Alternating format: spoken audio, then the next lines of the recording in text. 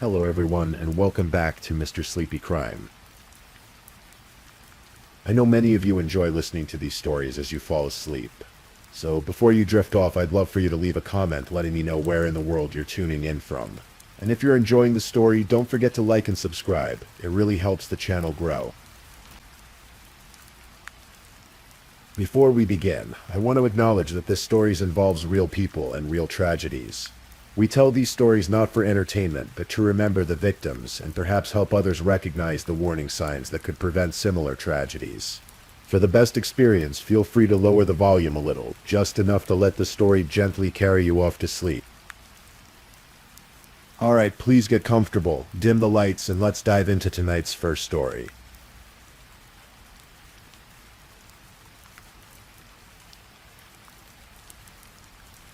Tonight, we're exploring a case that unfolded in the peaceful suburbs of Aurora, Colorado.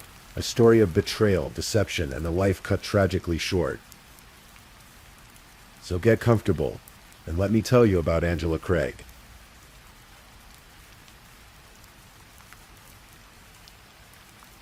Angela Dawn Prey was born on April 15, 1979, in Dodge City, Kansas.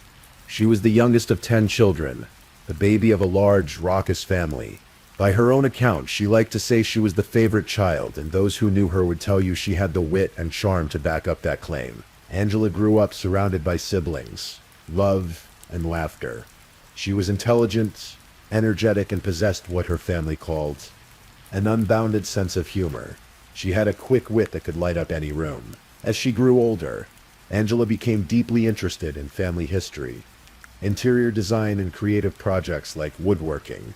She read widely and approached life with curiosity and passion. On December 18, 1999, at the age of 20, Angela married James Tolliver Craig. It was the beginning of what appeared to be a beautiful life together. Over the next 23 years, Angela and James would welcome 6 children into the world. 6 beautiful souls who would become the center of Angela's universe. The Craig family eventually settled in Aurora, Colorado, a suburb just outside Denver. James established himself as a successful dentist, opening his own practice called Summerbrook Dental. Angela worked alongside him as one of the office managers, helping to build their family business. Their lives seemed idyllic from the outside.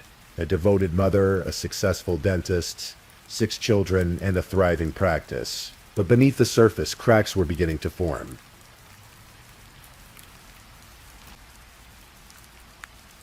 Those who knew Angela described her as a devoted mother first and foremost. Her eldest daughter would later testify that Angela was her best friend, that they spoke nearly every day. Angela loved nothing more than being a mom, and by all accounts, she was exceptionally good at it. She was active in the Church of Jesus Christ of Latter-day Saints, taking on various roles including choir director, teacher, and youth organization leader. Eventually, she found her calling as a family history consultant. Angela was the kind of person who showed up to weddings, funerals, graduations, baptisms, birthday celebrations. She made sure to always be where she was needed. Her brother, Mark Prey, described her as outgoing, dynamic, generous, kind, loving, and sarcastic.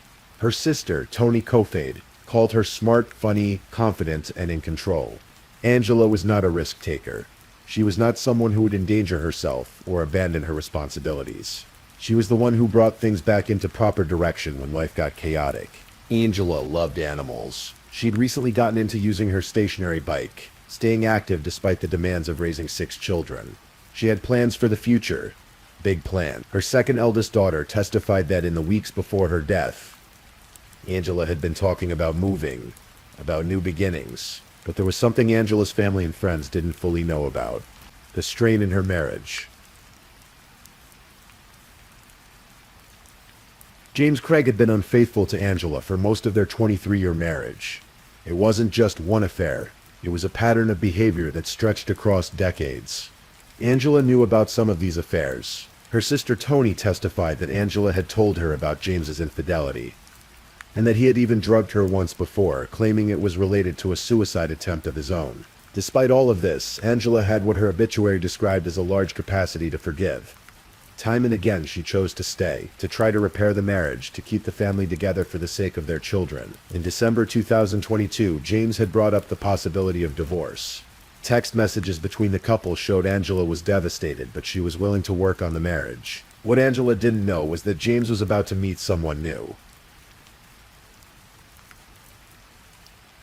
In late February 2023, James Craig attended a dental conference in Las Vegas. It was there, while waiting for a shuttle to a conference dinner, that he struck up a conversation with Dr. Karen Kane, an orthodontist from Texas. Karen was going through a divorce herself, ending a marriage that had lasted almost 30 years. She wasn't looking for love, but she found James Craig charming. He seemed honest and vulnerable, sharing information about his children, and telling her that he too was going through a divorce. According to Karen's later testimony, they met on a Thursday evening and talked until 4 in the morning. The next day, they spent most of the day together. James told her he and Angela were no longer living together, that he had his own apartment, that the divorce was well underway. None of this was true. Over the next 3 weeks, James and Karen exchanged approximately 4,000 text messages. The messages started sweet and quickly became intense. James wrote things like, "I know I can be all right without you, but Karen, I don't want to be. And the problem is that I might be completely in love with you after 3 days, and that's nuts." He wrote to her in Spanish, "Sueña conmigo, my eternal love. May heaven let us bloom together forever." Karen was swept up in what felt like a genuine connection. She had no idea that James was lying about nearly everything. She had no idea that while he was texting her expressions of love, he was searching the internet for ways to kill someone undetected. On February 27, 2023, the same day James created a new email account to communicate with Karen. He made several troubling internet searches from a computer in an exam room at his dental practice. At 2:34 in the afternoon, he searched, "Is there such thing as an undetectable poison?" Less than an hour later, at 3:20, he searched, "How to make poison from oleander." 1 minute after that, "Buy arsenic, Aurora, Colorado." Over the next several days, the searches continued. How many grams of pure arsenic will kill a human? Is arsenic detectable in an autopsy? Top 5 undetectable poisons that show no signs of foul play. James Craig was planning something terrible. On February 23rd, he ordered arsenic online. The package was delivered to his home on March 4th. March 6th, 2023, began like many other mornings for the Craig family. Angela and James had a routine. They would work out together, and James would make Angela a protein shake as part of their morning ritual. But that morning, something was different. At 7:31 a.m., Angela sent James a text message. It read simply, "I feel drugged." James responded, "Given our history, I know that must be triggering." Angela texted her sister Tony, telling her that her head felt weird, and her body was sluggish. She was seeing spots. Her blood sugar was high, even though she'd been exercising and hadn't eaten anything. She couldn't understand what was happening to her. The next day, March 7th, Angela told Tony she was stuffy and seeing spots, and still didn't know what was causing her symptoms. By March 9th, she texted, "I'm dizzy and tired, and my muscles don't want to work today." She'd had a protein shake and other liquids that morning, trying to help herself feel better. Angela's symptoms worsened. She began feeling dizzy, experiencing severe headaches, vomiting and fainting. On March 9th, she was taken to an urgent care clinic, where she was examined and released. The doctors couldn't find anything definitively wrong with her. By March 10th, Angela's condition had deteriorated so much that she needed to go to the emergency room. She was admitted to the hospital for the first time. Doctors ran tests, trying to figure out what was making this otherwise healthy, active 43-year-old woman so severely ill. Angela underwent a battery of tests: blood work, imaging, consultations with specialists. No one could pinpoint the cause of her mysterious illness. After a day, she was released, still without answers. Angela was frustrated. She wanted to know what was wrong so she could get back home to her children, back to her normal life. But the illness wasn't over. 3 days later, Angela was back at the hospital. This time, she was admitted for a longer stay, 6 days in total. The medical staff continued to search for answers. Angela's symptoms included dizziness, vomiting, fainting, severe headaches, and a general feeling of being drugged. During this hospital stay, Angela told her brother Mark that she felt like she was shaking on the inside but not shaking on the outside. She was exhausted, confused, and increasingly desperate for answers. Medical records showed that at no point did Angela express suicidal thoughts or ideation. She wanted to figure out what was wrong so she could get better. There was a moment during this hospitalization when Angela's symptoms became so severe that she had to crawl across the floor to call for help because she couldn't stand up on her own. While Angela lay in a hospital bed fighting for her life, James Craig was texting Karen Kane. He sent her photos of Angela in the hospital, writing words like crashed and intubated. And Doc says she's very, very worried. He told Karen that Angela's condition had worsened so much that medical staff had to resuscitate her. And yet James Craig assured Karen that he could really use her support. He convinced her to fly to Colorado to visit him while his wife was dying in the hospital. On March 13th, while Angela was still hospitalized during her second admission, a package arrived at Summerbrook Dental, James Craig's dental office. James had told his office manager that he would be receiving a personal package and specifically instructed the staff not to open it. But someone did. When the office manager went to close the box back up, she saw something that made her blood run cold. The words potassium cyanide printed on the label. But why would a dentist need potassium cyanide? The office manager was deeply concerned. She knew Angela was in the hospital with a mysterious illness. The coincidence was too troubling to ignore. James Craig, when questioned about the package, claimed he needed the cyanide for his dental surgeries. But dental professionals would later testify that potassium cyanide has no legitimate use in modern dentistry.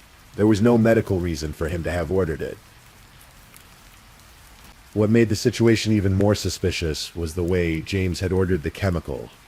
He'd used a personal email address, the same email address he'd created to communicate with Karen Kane. He'd ordered it to be delivered to his office, but told staff it was personal and not to open it.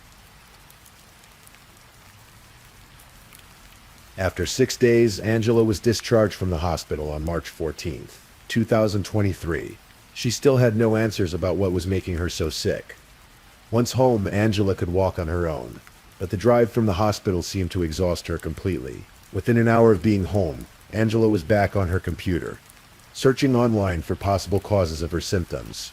She was determined to figure out what was wrong with her, but she wouldn't get much time to search. The next day, March 15th, Angela's condition took a catastrophic turn.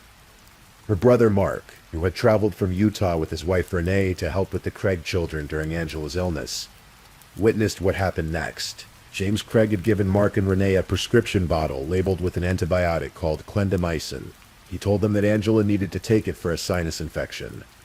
The bottle showed it had been prescribed by James Craig himself. What Mark and Renee didn't know was that James had allegedly emptied the antibiotic capsules and filled them with cyanide. Mark gave his sister the pills, trusting his brother-in-law completely.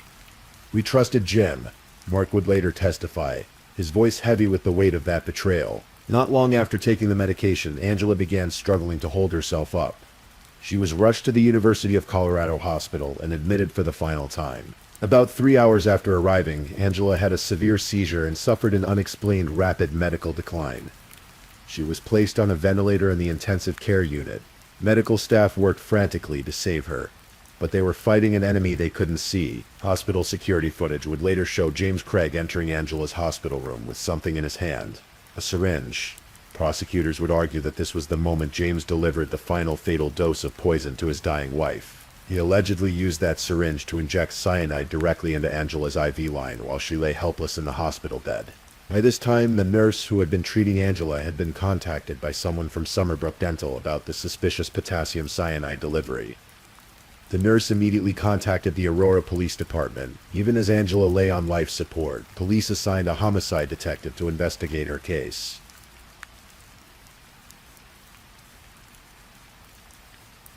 Angela Craig was declared brain dead on March 16th. She was placed on life support while her family gathered to say goodbye.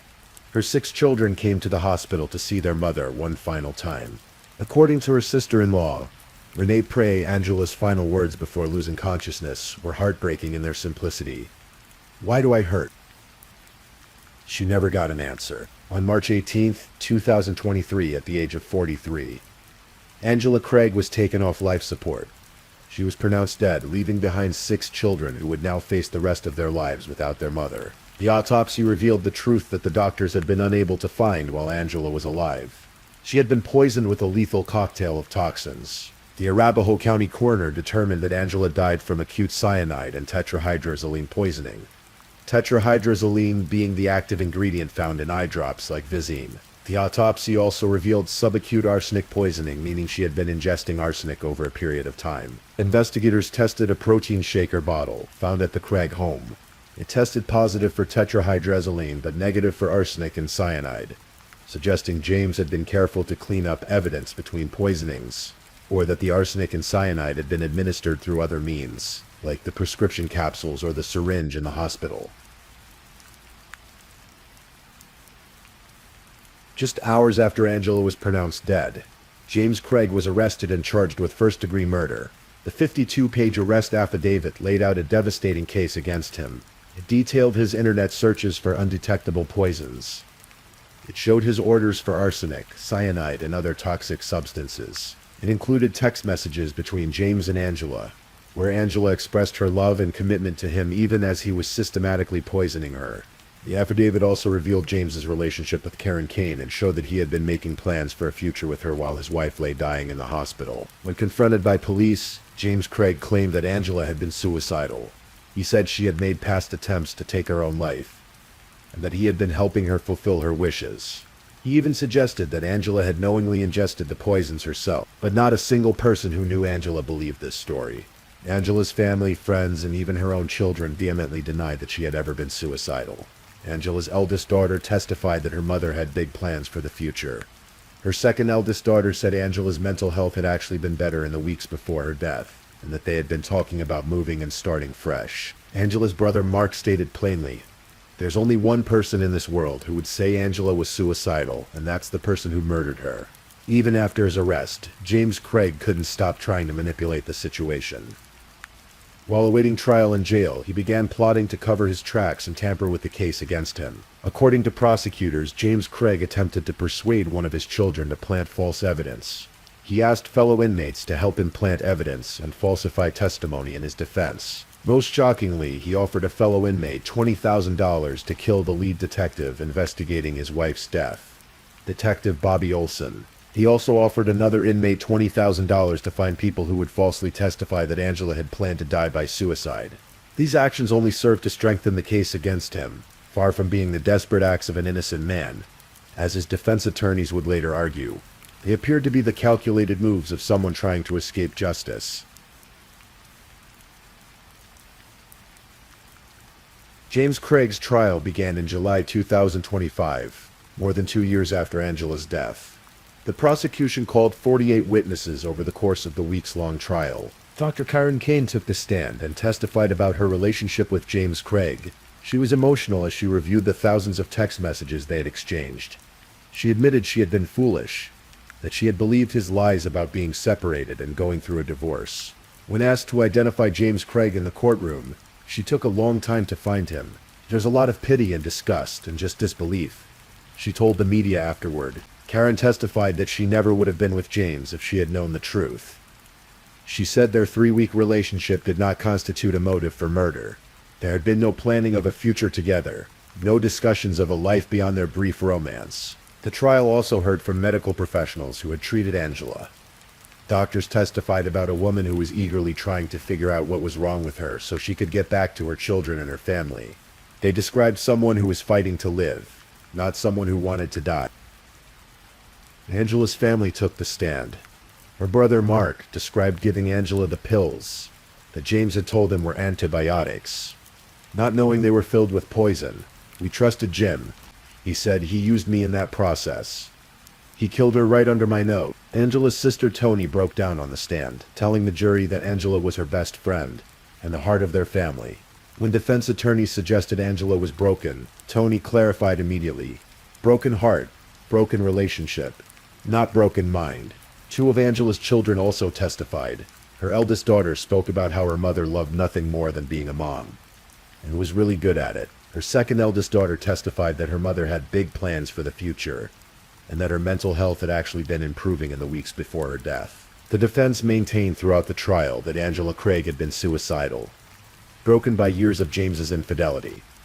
They argued that the investigation had been rushed and incomplete, Investigators had tunnel vision and focused only on James while ignoring other possibilities. But the evidence was overwhelming. Prosecutors presented over 1,000 hours of surveillance video showing James Craig's movements and interactions before and after his wife's poisoning. They showed the jury his internet search history, his orders for poisons, his text messages, and his emails. They presented toxicology results, confirming lethal levels of cyanide and tetrahydrozoline in Angela's system, along with evidence of arsenic poisoning.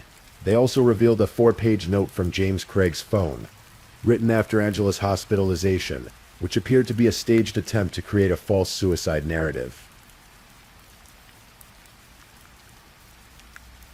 On July 30th, 2025, after more than 8 hours of deliberation over 2 days, the jury returned with their verdict. Guilty of first-degree murder. Guilty of 2 counts of solicitation to commit tampering with physical evidence. Guilty of 2 counts of solicitation to commit perjury in the first degree.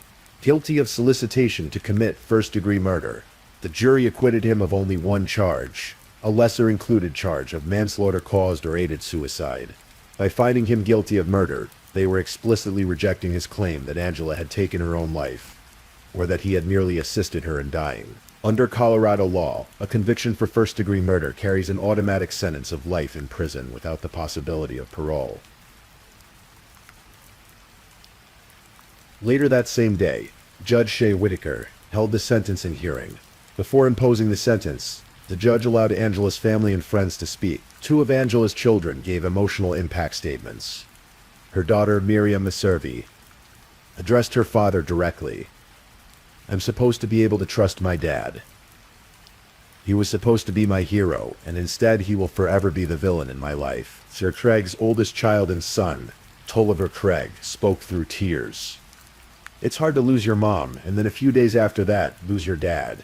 Multiple siblings spoke about Angela's light, her humor, her dedication to her family. They described the devastation James had caused, not just to Angela, but to their entire family, to his own family, to the 6 children who now had to grapple with the reality that their father had murdered their mother. Judge Whitaker listened to all of the impact statements before addressing James Craig directly. The judge compared him to a natural disaster. Dr. Craig unleashed a path of destruction as wide as a tornado and just as devastating. Damage to his children, damage to Angela's family, damage to his own family. None of the individuals that are here in the courtroom before the court today will ever be the same. Throughout the proceedings, James Craig showed little emotion. He wept only twice during the sentencing, once during general statements and once when his son spoke. Neither Craig nor his attorneys spoke before the judge imposed the sentence. James Craig was sentenced to life in prison without the possibility of parole for the murder. The judge also gave him the maximum sentence on each of the other charges, totaling an additional 33 years in prison. District Attorney Amy Padden spoke to the media after the sentencing. She described the case as one of calculated cruelty. Angela suffered many days of unexplained illness while the defendant knowingly administered poison, all while portraying himself as a concerned husband. This was a premeditated and callous crime driven by greed, deception, and betrayal. Deputy District Attorney Osama Maghrebi added, "Angela was a devoted mother and a woman of kindness, strength, and grace.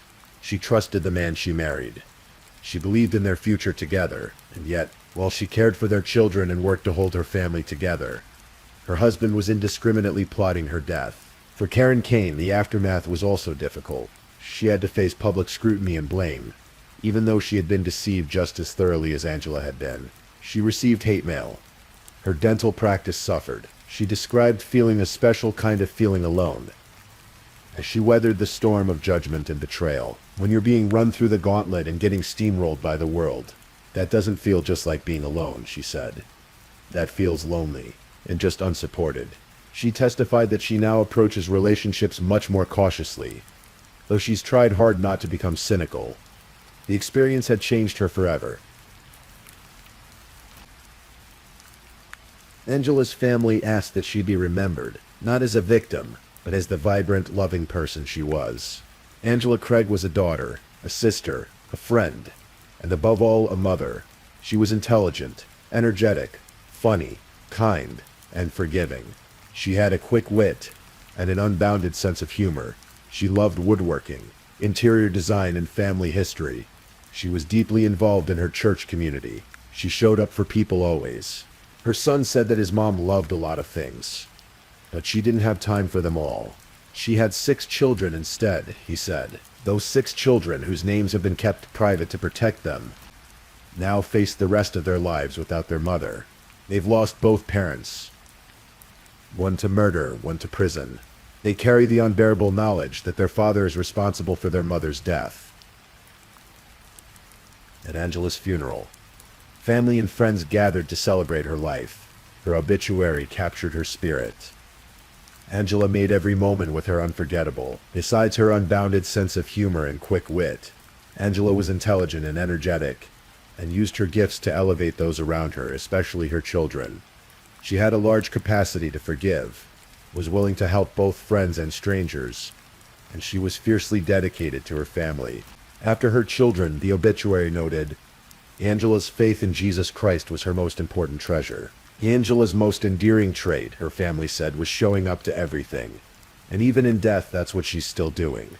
She's showing up in the memories of those who loved her, in the strength her children carry forward, in the fight for justice that her siblings waged on her behalf. The case of Angela Craig is a reminder that evil can hide behind the most ordinary facades. James Craig was a successful dentist, a father of 6, an active member of his church community. To the outside world, he appeared to be living the American dream. But behind closed doors, he was a man consumed by selfishness and deceit. He poisoned the woman who had stood by him through decades of infidelity. He poisoned the mother of his children. He did it slowly, methodically, watching her suffer as doctors scrambled to find answers. And when she was at her most vulnerable, lying in a hospital bed fighting for her life, he delivered the final blow. Angela Craig's final words were, "Why do I hurt?" She deserved an answer. She deserved the truth. She deserved to live. Instead, she became a cautionary tale about trust, about the evil that can lurk within those we love most, about the importance of paying attention to our instincts when something doesn't feel right. The lead detective, the medical professionals who fought to save Angela, the family members who saw justice, and the jury who saw through James Craig's lies. They all ensured that Angela's death would not go unanswered. James Craig will spend the rest of his life behind bars, with no possibility of parole. He will never again be able to harm anyone. He will never again be able to manipulate, deceive, or poison. And Angela Craig, though her life was cut tragically short, will be remembered not as a victim, but as a devoted mother, a loving sister, a faithful friend, and a woman who, even in the face of unimaginable betrayal, never stopped fighting to get back to the people she loved most. Her 6 children. If this is your first time listening to one of our true crime stories, welcome to Mr. Sleepy Crime, where we explore these cases in a calm and respectful way. I also want to take a moment to appreciate my amazing subscribers who've been rocking with me. Thank you so much for your continued support. If you're still awake and listening, don't forget to drop a comment. Let me know where you're tuning in from and the current time in your corner of the world. Or just say something to let me know you're still here. And if you haven't already, be sure to like this video and subscribe so you don't miss our next true crime stories for sleep. Now let's move on to our second story.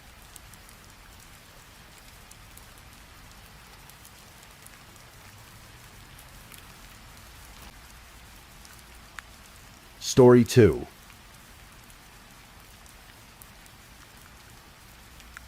Tonight's story is one of heartbreak and secrets, of a young life that vanished into the California mountains, leaving behind only questions and a family forever changed. This is the story of Aranda Briones, a 16-year-old girl from Moreno Valley, California, who disappeared on a winter afternoon in 2019. It's a story that begins with friendship, traces through betrayal, and ends in a darkness that still haunts the San Bernardino Mountains today. So let me take you back to that January day when everything changed. This is a story told slowly, carefully, with respect for those who loved Aranda and continue to search for answers. In the sprawling suburbs of Moreno Valley, about an hour east of Los Angeles, lived a 16-year-old girl named Aranda Isabel Briones. She had brown hair that caught the California sun, hazel green eyes that shifted in the light, and a small distinctive mark on her chin that made her smile uniquely hers. She wore her nose pierced in the septum, a small act of teenage independence. Miranda's life had not been an easy one. Her parents were largely absent from her world, and so from the age of 3 she had been raised by her grandfather, Carl Horscott, in his home on Via Vargas Drive. Carl and his wife Jeannie had opened their hearts to this little girl, giving her the stability her young life needed. They had been married for 44 years when Jeannie passed away, unexpectedly just 2 years before Miranda's disappearance.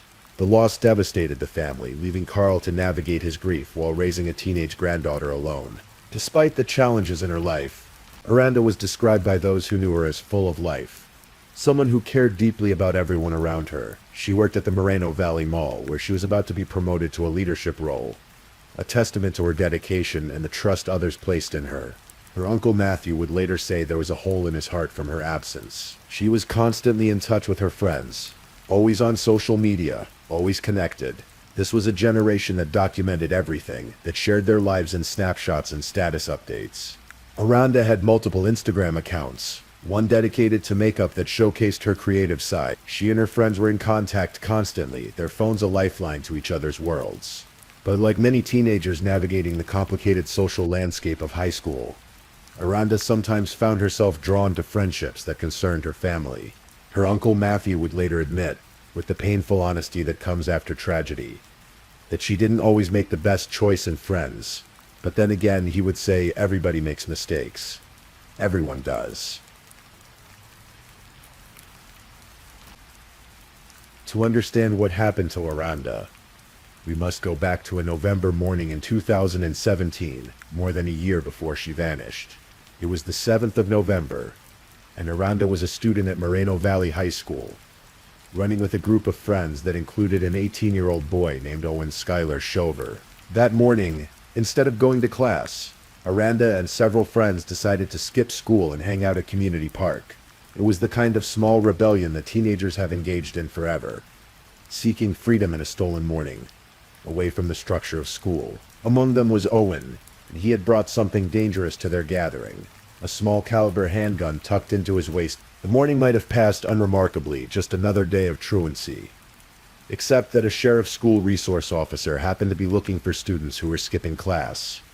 When the officer spotted the group in the park and began approaching them, someone shouted a warning. The teenagers scattered in different directions, fear overriding any sense they might have had. Owen, suddenly aware of the weapon he was carrying, made a split-second decision. He tossed the gun to Miranda and yelled for her to hide it. Miranda, frightened and not knowing what else to do, threw the handgun into a nearby drainage canal. But the officer had seen her. He detained her, and later when school administrators questioned her, Miranda told them the truth. The gun hadn't been hers. Owen Shover had given it to her. She had simply panicked and tried to get rid of it. The consequences came down in February of 2018, when the local school board met to decide the fate of both students. In what must have felt like a terrible irony to Miranda, she and Owen were both expelled from Moreno Valley High School. She had tried to help him, had acted on instinct when he threw her his weapon, and now she was paying the same price he was. Miranda enrolled in a nearby continuation school, staying close to her grandfather and the life she knew in Moreno Valley. Owen, however, moved away.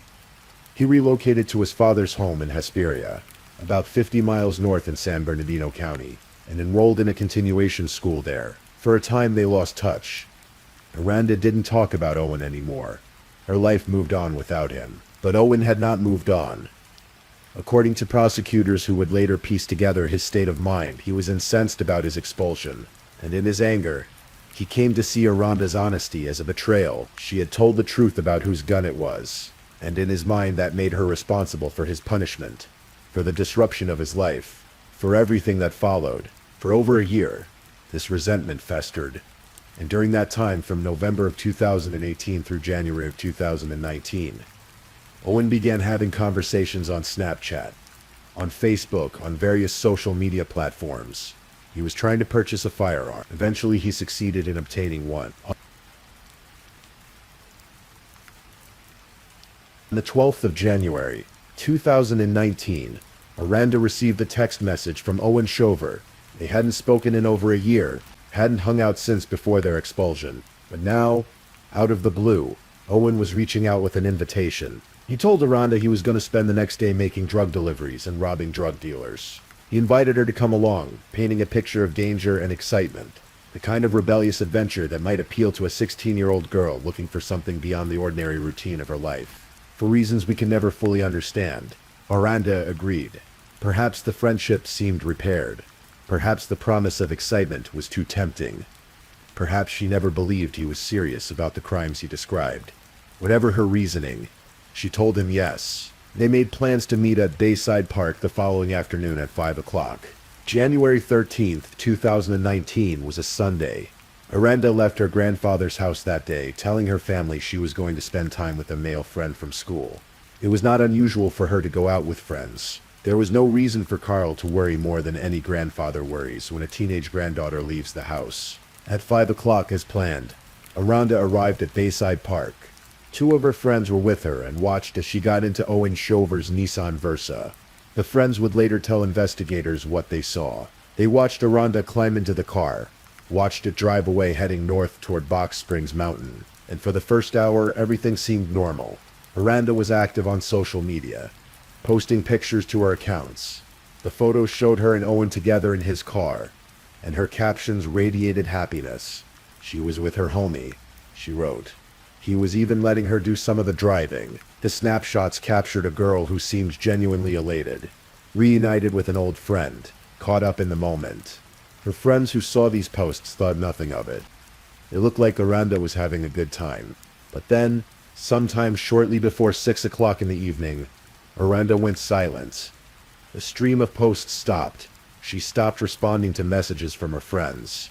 Her Snapchat location, which had been actively tracking her movements, suddenly turned off. When one friend noticed that Aranda's location showed her in an unexpected area and messaged to ask why she was there, the location feature was immediately disabled. Her phone, which had been her constant companion, her link to the world, simply went dark.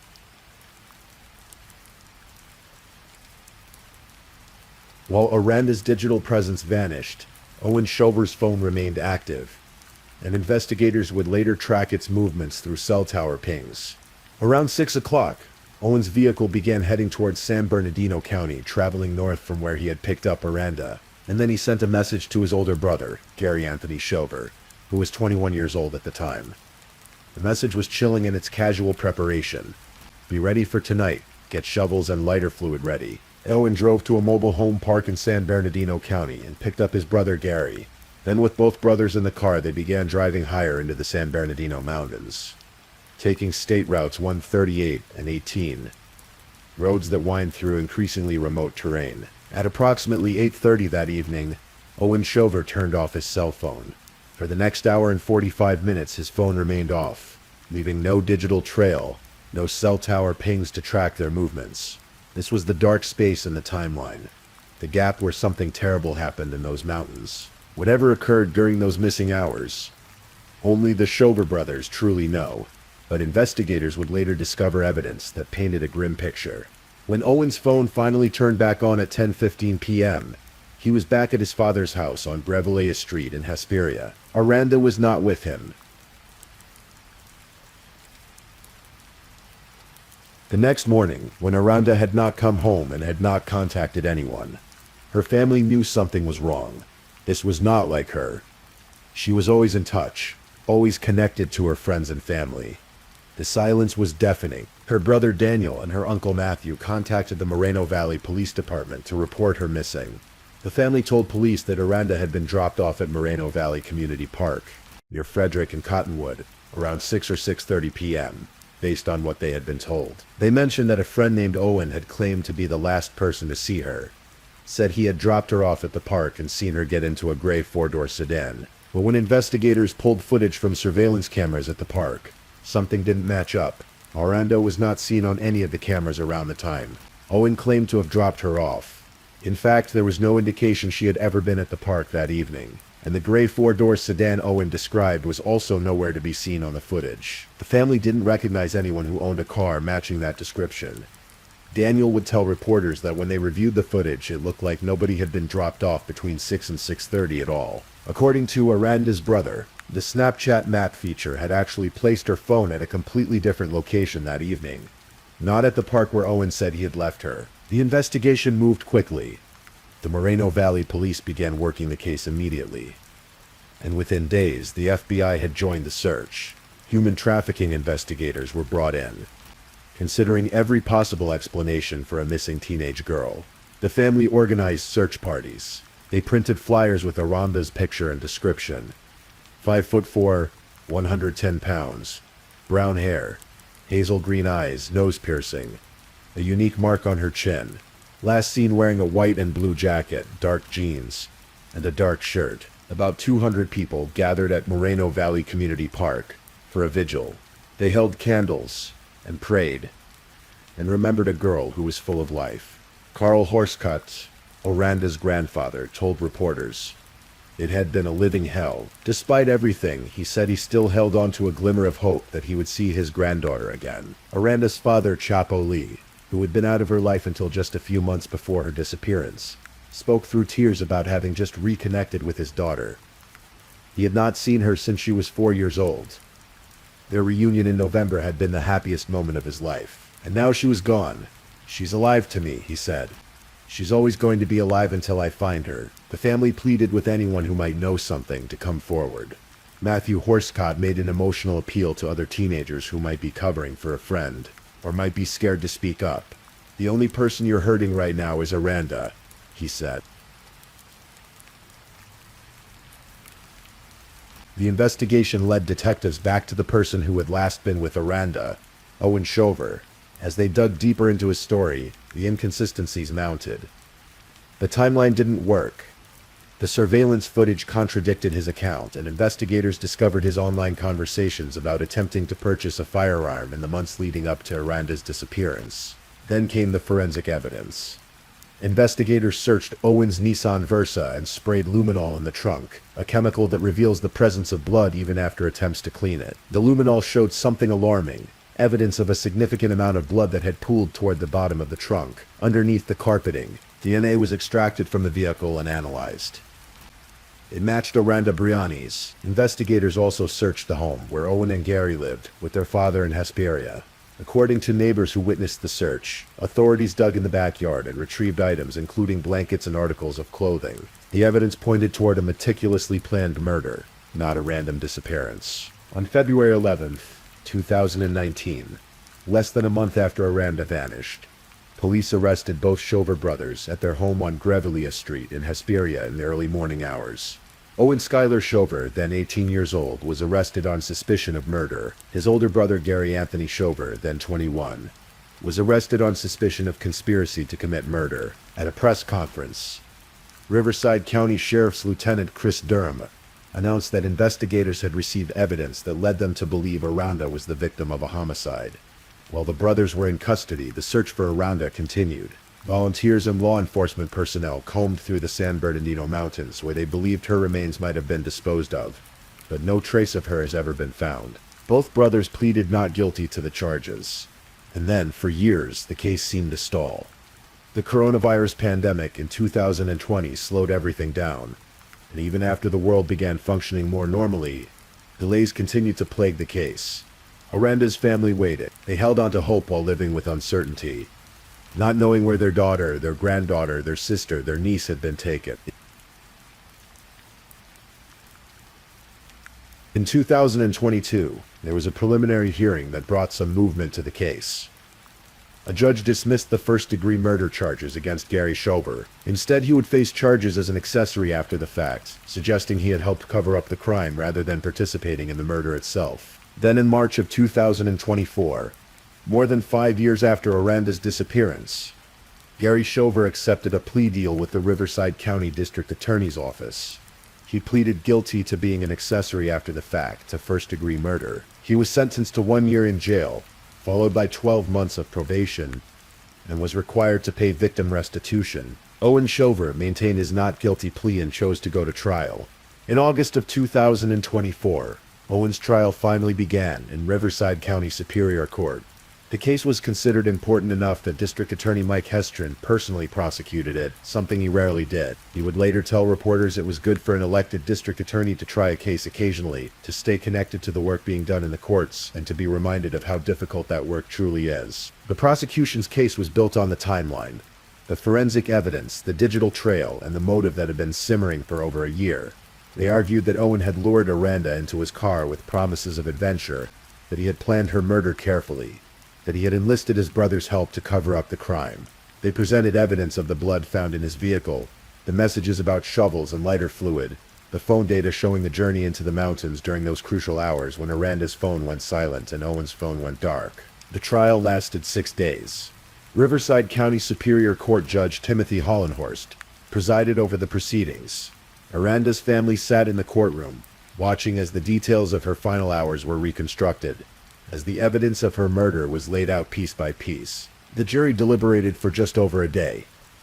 When they returned to the courtroom, they had reached their verdict: guilty of first-degree murder, with a special circumstance finding of lying in wait. This meant that Owen had concealed his intentions, had waited for the right moment to strike, had planned Aranda's death in advance. On October 25, 2024, nearly 6 years after Aranda vanished, Owen Schuyler Shover stood before Judge Hollenhorst for sentencing. Several of Aranda's loved ones gave victim impact statements, describing the devastation her disappearance had brought to their lives. One friend described Aranda as a kind spirit who was always joyful, even in bad moments. Then Judge Hollenhorst addressed Owen directly, and his words were stark and uncompromising. "There are many questions left unanswered," the judge said. "None more than where is Aranda?" He looked at the young man before him and continued, "Mr. Shower, from what I can tell about you, it appears that you are not capable of feeling remorse, so I do not intend to lecture you on how devastating your actions were in this case. However, there is no question in this court's mind that you are the face of pure evil." Judge Hollenhorst then imposed the sentence required by law for first-degree murder, with special circumstances, life in prison without the possibility of parole.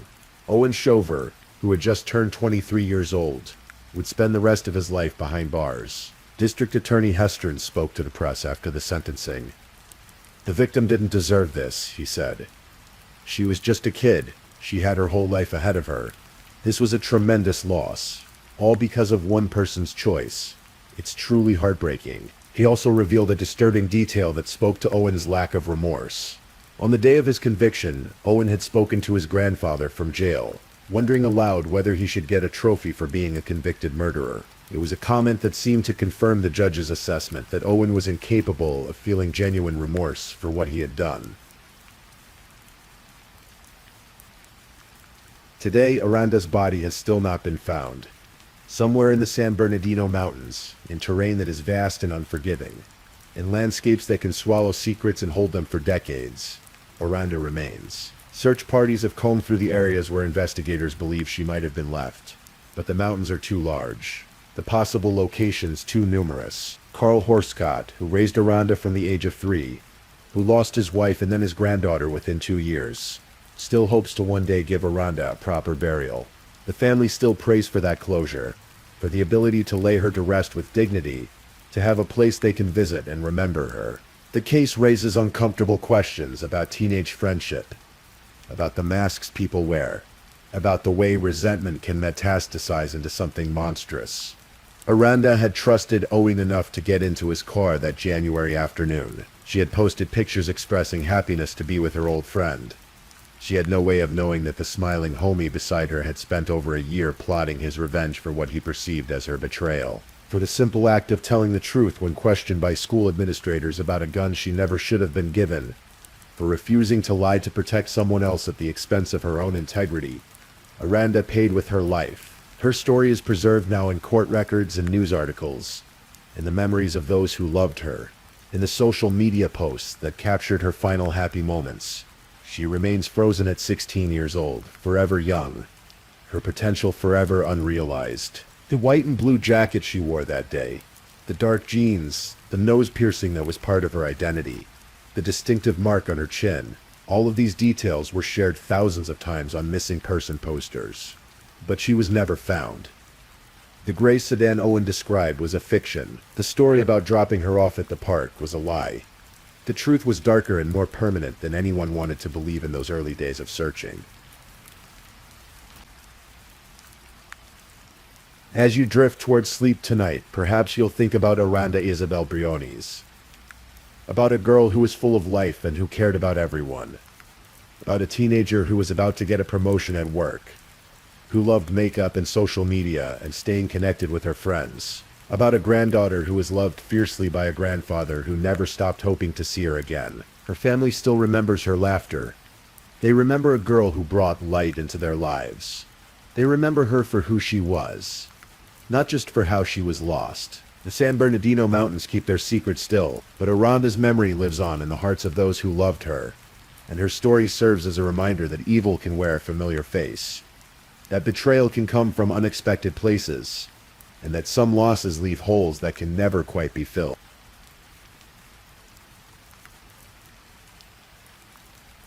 If you're still awake and listening, check whether you've left your little goodnight comment. I always check your comments before I sleep too.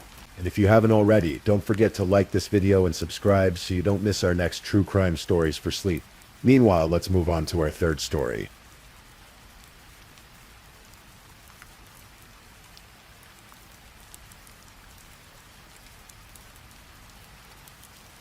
Story 3.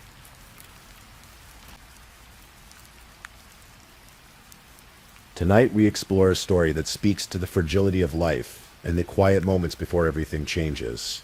This is a case from Orlando, Florida, a place known for its magic and wonder, but where, in the spring of 2018, a young woman's dreams were tragically cut short. Let's walk through this story together, slowly and carefully, honoring the life of 23-year-old Vanessa Coakley. Orlando, Florida. A city of theme parks and perpetual sunshine where tourists flock and dreams are manufactured daily. But for those who live there, it's simply home. In the Taft neighborhood, on East Cypress Street, lived the Coakley family. They were close-knit, the kind of family that gathered for Sunday dinners, celebrated holidays together, and supported one another through life's challenges. Vanessa Jessica Coakley was their eldest daughter. At 23 years old, she embodied everything her parents had hoped for. She had a smile that could light up a room. Her instructors at Southern Technical College would later say she was the kind of student who never missed class, who showed up early, who stayed late to help others understand difficult concepts. Vanessa had recently made the president's list at Southern Technical College. It was a prestigious honor reserved for students who maintained exceptional grades while managing rigorous coursework. She was studying to become a medical assistant, drawn to the idea of helping people, of making a difference in their lives during vulnerable moments. Her professors spoke of her energy, her dedication, the way she approached every assignment with genuine enthusiasm. But Vanessa wasn't just focused on her studies. She had recently landed a job at Disney. Not just any job, but one she was genuinely excited about. For someone living in Orlando, working for Disney meant something special. It meant being part of something larger than yourself, bringing joy to families from around the world. Her family noticed how she talked about this new opportunity, the pride in her voice, the plans she was already making. Her neighbors in the Taft neighborhood knew her well. They would see her often, coming and going from the family home, always friendly, always quick with a wave or a greeting. During the holidays, the Coakley family was known for their elaborate Christmas light displays. They were that family on the block, the ones who brought joy to the neighborhood, who opened their home for gatherings. Vanessa's life seemed to be unfolding exactly as it should. She had her education on track, a new job she loved, a family that adored her, and friends from school and work who valued her presence. But beneath the surface of this seemingly perfect trajectory, there was a complication. A relationship that had ended, but hadn't quite released its grip. A man who couldn't accept that their time together was over. His name was Christian Ruben Valentin Penci. Christian Valentin Penci was 32 years old, 9 years older than Vanessa. They had dated for about 2 years. Their relationship characterized by its instability. It was what people call an on-again, off-again relationship. The kind where the same problems resurface repeatedly, where breakups happen and reconciliations follow, only to cycle back to conflict. They had broken up in 2017. Vanessa had her reasons. According to court documents, she suspected Christian of being unfaithful, Trust once broken is difficult to rebuild, and Vanessa had decided she was done trying. She was young, with her whole life ahead of her. She was building something for herself, and she didn't need the drama and heartache that the relationship brought. But Christian couldn't let go. Even after the breakup, he tried to rekindle what they'd had. He wanted her back. Her family would later tell investigators that Christian was actively trying to resume the relationship. But Vanessa had made her position clear. She wasn't interested. She had moved on, at least in her mind and heart. She was focused on her future, on her studies, on her new job. Christian, meanwhile, was struggling. His brother would later tell police that Christian had been dealing with depression. He was going through a difficult custody battle with his ex-wife over their children. It was the kind of situation that drains you emotionally and financially, that makes you feel like you're losing control of your life. And then in late March of 2018, Christian lost his job. He had been working as a van driver for a company called Omicron Granite on John Young Parkway. According to court documents, he was fired for multiple reasons: poor performance, failing to show up for work, and suspected theft. Investigators would later discover he had been stealing floor polishers from the company and pawning them. It was a desperate act, the kind born of financial pressure and poor judgment. So here was Christian Valentin Penchi in late March 2018. Jobless, depressed, fighting with his ex-wife over custody, and rejected by the woman he still wanted to be with. It was a perfect storm of personal crisis. And when people are in crisis, when they feel like everything is slipping away, they sometimes make choices that are unthinkable in calmer moments. Christian lived at the Sand Lake Courtyard condominiums, also known as the Heritage Hotel. It was a former motel converted into apartments, located at 7900 South Orange Blossom Trail. His unit was number 1101. It was here, in this modest apartment, that the tragedy would unfold. Saturday, March 31st, 2018. It was Easter weekend, a time of celebration and renewal. The Coakley family had plans for their Easter dinner the next day. It would be a typical gathering for them, full of food and laughter and togetherness. Vanessa was looking forward to it. That evening, around 8 o'clock, Vanessa told her parents she was going out for a bit. She said she'd be back in a few hours. She left the house wearing a red and white striped dress, carrying a black and brown bag. But there was something telling about what she didn't take with her: her uniform for the Disney training session scheduled for the next day. This detail would later strike investigators as significant. If Vanessa had planned to stay out overnight, surely she would have taken the uniform she needed for her first day of training. No, she had every intention of coming back home that night. Her parents watched her leave. It was just another Saturday evening. Nothing unusual, nothing that would have raised alarm. How could they know it would be the last time they'd see their daughter alive? Vanessa went to Christian's apartment. We don't know exactly what brought her there. Perhaps he had contacted her asking to talk. Perhaps there were belongings she needed to retrieve. Perhaps she thought she could make things clear to him one final time, that their relationship was truly over. Whatever the reason, she went to apartment 1101 at the Sand Lake Courtyard condominiums. Between 9 and 10 o'clock that evening, Vanessa's family tried calling her. The phone rang, but she didn't answer. They tried again. Still nothing. This wasn't like her, but it was still early. Maybe she was driving, or her phone was on silent. They'd hear from her soon, they thought, at some point before midnight. According to phone records, Vanessa's phone stopped broadcasting its location. The phone that she lived on, as her family would later describe it to detectives, went dark. It was as if she had vanished into thin air, but Vanessa hadn't vanished. She was still in apartment 1101, and something terrible had happened there. According to Christian's later confession and court documents, there was an argument that night. The details of what sparked it may never be fully known, but what is known is that the argument took place in Christian's bathroom, and at some point during that confrontation, Christian retrieved a .380 caliber handgun. The weapon discharged. Vanessa suffered a gunshot wound to her head. The young woman who had been so full of life and promise, who had smiled at her professors just days before, who had been excited about her new job at Disney, was gone. In an instant, in that cramped bathroom, her future was erased. Christian would later claim, during his sentencing, that he didn't intend to harm her. He would say he was under the influence of drugs that night, that it wasn't me who committed this act. But intent or not, Vanessa Coakley lay dead in his bathroom, and Christian now faced a choice about what to do next. Christian Valentin Penci did not call for help. He did not call 911. He did not alert Vanessa's family. Instead, he left her body in his bathroom and began making other plans.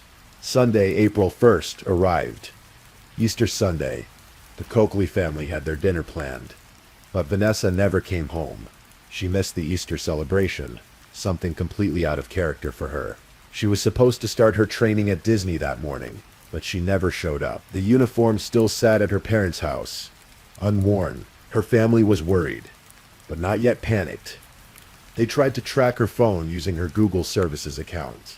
The technology that we carry with us everywhere, the devices that know where we are at all times, can be a blessing in moments like this. The phone's last known location appeared on their screen, 7900 South Orange Blossom Trail.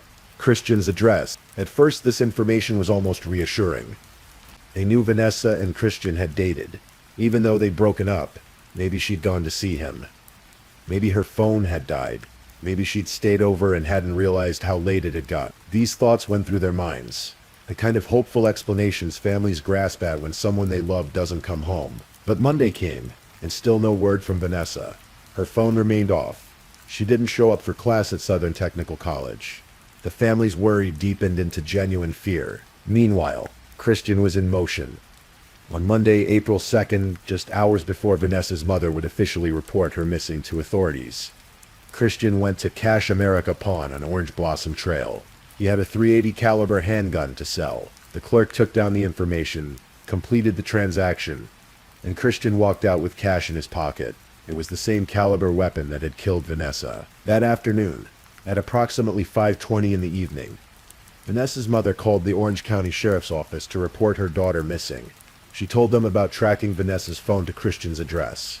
She told them about the missed Easter dinner, the missed training, the missed classes. Everything about this situation was wrong. Vanessa was not the kind of person to disappear without word. The wheels of the investigation began to turn, but Christian was already implementing the next phase of his plan. On Tuesday, April 3rd, Christian went to the airport and boarded a JetBlue flight to San Juan, Puerto Rico. He had purchased the ticket the day before, right around the time Vanessa's mother was reporting her missing. He told no one about this trip, not his family, not his friends, not his brother. He simply got on a plane and left the country, leaving Vanessa's body behind in his locked apartment. Wednesday, April 4th. 36 hours after Christian had boarded his flight to Puerto Rico, Vanessa's family found her car. It was parked at a Panda Express restaurant near Southern Technical College, not far from Christian's apartment. Her black Nissan Versa sat there in the parking lot, abandoned. The family notified the Orange County Sheriff's Office immediately. Deputies arrived to process the vehicle. What they found painted a clearer picture of Vanessa's intentions that night. In the back seat was her backpack, filled with her school books. She had been planning to study in the trunk. They found her purse and her credit cards. Everything she would need for her daily life was still in that car. She hadn't run away, she hadn't left of her own accord. Something had prevented her from ever reaching that vehicle. That same day, Christian's brother called the police. He wanted to report Christian missing. He told investigators he hadn't heard from his brother in days, and was worried. Christian had been depressed, he explained. The custody battle was wearing him down. He'd lost his job. The brother feared something might have happened to Christian. And investigators now had multiple missing persons reports, but they were starting to understand these cases were connected. A woman missing, her ex-boyfriend also missing, her phone last pinged at his address, her car found near his home, and no one had heard from either of them in days. On Thursday, April 5th, the pieces fell into place for investigators. They learned that Christian had boarded a flight to Puerto Rico. He hadn't told anyone. He had simply fled the country right after Vanessa was reported missing. The same day he pawned that handgun, the timeline was becoming clearer and more damning. Late that evening, a judge signed a search warrant for Christian's apartment. Deputies from the Orange County Sheriff's Office prepared to enter Unit 1101 at the Sand Lake Courtyard condominiums. Early on Friday morning, April 6th, they executed the warrant. They entered the apartment and began their search. In the bathroom, they made the discovery they had feared but expected. Vanessa Cuckley's body. She had been there for 6 days. The young woman who should have been attending classes, working at her new job, having dinner with her family, lay lifeless in that small bathroom. The investigation was now a homicide case. The medical examiner would confirm the cause of death. A gunshot wound to the head. The scene was processed. Evidence collected. Photographs taken. Every detail documented. And somewhere in Puerto Rico, Christian Valentin Penci was either unaware that his apartment had been searched, or knew it was only a matter of time before he was found. The Orange County Sheriff's Office issued a warrant for Christian's arrest. First-degree murder. They coordinated with authorities in Puerto Rico. Christian's photograph was distributed. Be on the lookout for this man, 32 years old. Wanted for murder. On Saturday, April 7th, Puerto Rican authorities located Christian. He was arrested without incident and taken into custody on the murder warrant. He was also charged with grand theft in an unrelated case. The stolen floor polishers from his former workplace catching up with him. The extradition process began. Christian was transported back to Orlando, back to Orange County, where he would face justice for what he had done. On Thursday night, April 12th, he was booked into the Orange County Jail. His mugshot was taken, his fingerprints recorded, his belongings cataloged. He was placed in a cell to await trial. The evidence against him was substantial. Vanessa's body found in his apartment. His flight from the country immediately after her disappearance. The pawned gun. The timeline that showed him buying a plane ticket and selling a weapon while Vanessa's family searched desperately for her. No jury would have difficulty connecting these dots. Perhaps Christian knew this. Perhaps his attorney counseled him on the strength of the prosecution's case. Or perhaps after months in custody, the weight of what he had done became too much to deny. On Tuesday, January 29th, 2019, nearly 10 months after Vanessa's murder, Christian Valentin Penci stood before a judge. He was now 33 years old. Assistant State Attorney Will J. addressed the court, outlining the evidence, the confession, the plea agreement. Christian Valentin Penci pleaded guilty, not to first-degree murder, but to second-degree murder. It's a legal distinction that matters greatly in terms of sentencing. First-degree murder requires premeditation, planning, intent. Second-degree murder acknowledges that the killing was intentional, but perhaps not planned in advance. It was a compromise, the kind that happens in courtrooms every day. The prosecution gets a guaranteed conviction without the time and expense of a trial. The defendant avoids the harshest possible sentence. Christian admitted to killing Vanessa. He confessed that they had argued in his bathroom. He confessed to shooting her.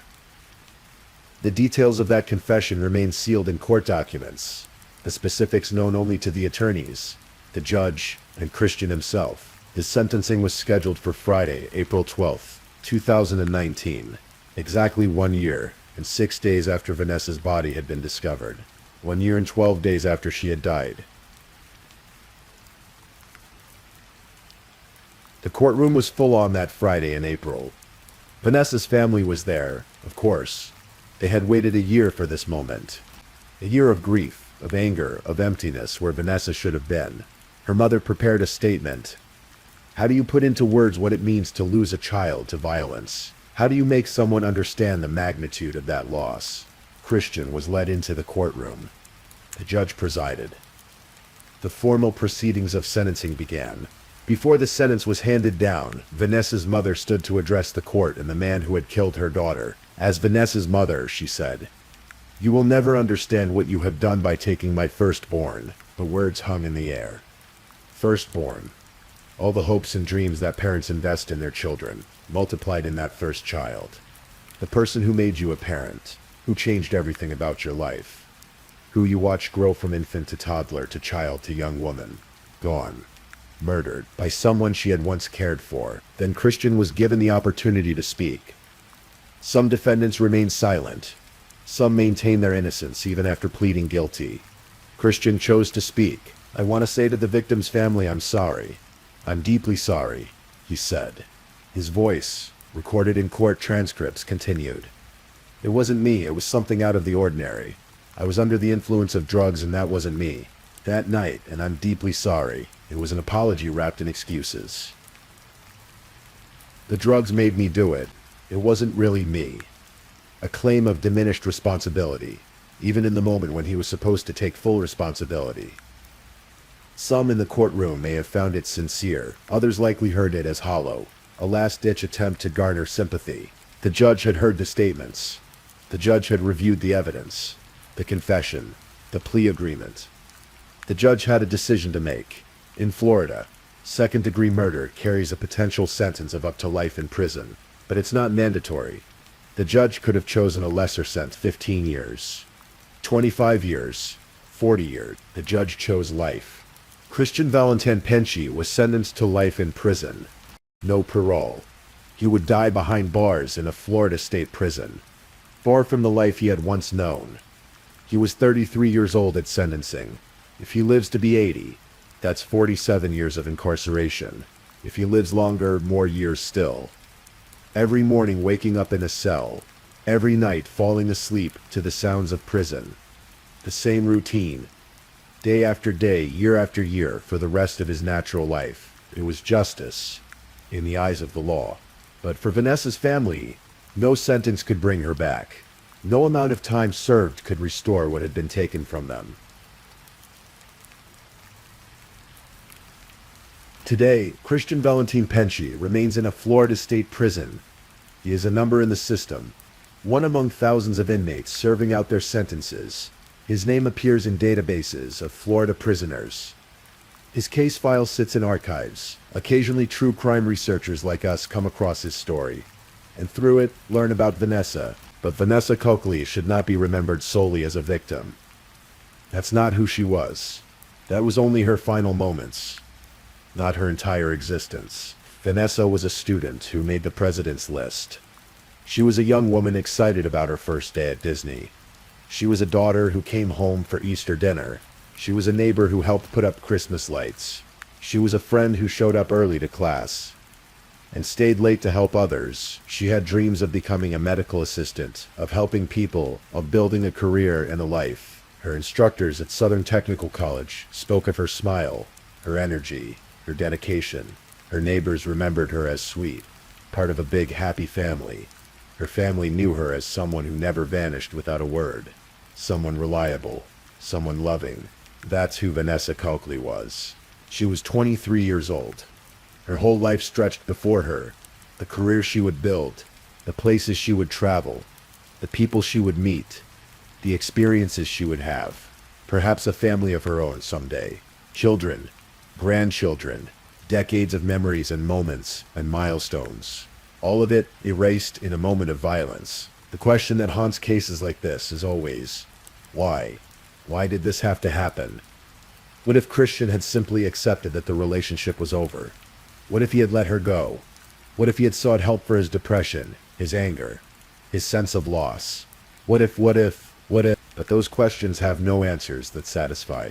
The reality is that Christian made a choice that night. Perhaps in a moment of rage, perhaps in a moment of despair, perhaps in a moment where all his problems and frustrations converged on this one point. He pulled a trigger, and Vanessa died. Her family still lives with that loss every single day. Every holiday without her, every birthday that passes uncelebrated, every accomplishment she would have achieved, now only imagined. The grandchildren Vanessa's mother will never hold, the wedding that will never happen, the career that was cut short before it even began. This is the true cost of violence. Not just the life lost, but all the lives affected by that loss. The ripples spreading outward, touching family, friends, colleagues, neighbors. A community forever changed because one person decided another person's life was worth less than their own pain. And so we come to the end of Vanessa's story, a young woman with everything ahead of her, whose life was stolen by someone who claimed to care for her. It's a story that repeats itself too often, in too many places in too many ways. But tonight, as you drift off to sleep, perhaps take a moment to think about Vanessa not as a victim, but as a person. Someone's daughter, someone's classmate, someone's neighbor, a young woman with dreams and plans and a smile that lit up a room. Remember that behind every true crime story is a real person whose life mattered, whose absence leaves a hole that can never truly be filled. Vanessa Coakley mattered. Her life had value and meaning beyond the violence that ended it. Please, I'm just putting it out there. If you're still awake and listening, drop a comment. Let me know where you're tuning in from, the time in your part of the world, or just say something to let me know you're still with me. And of course, if you haven't already, like this video and subscribe so you don't miss the next true crime story for sleep. Now, let's move on to our fourth story.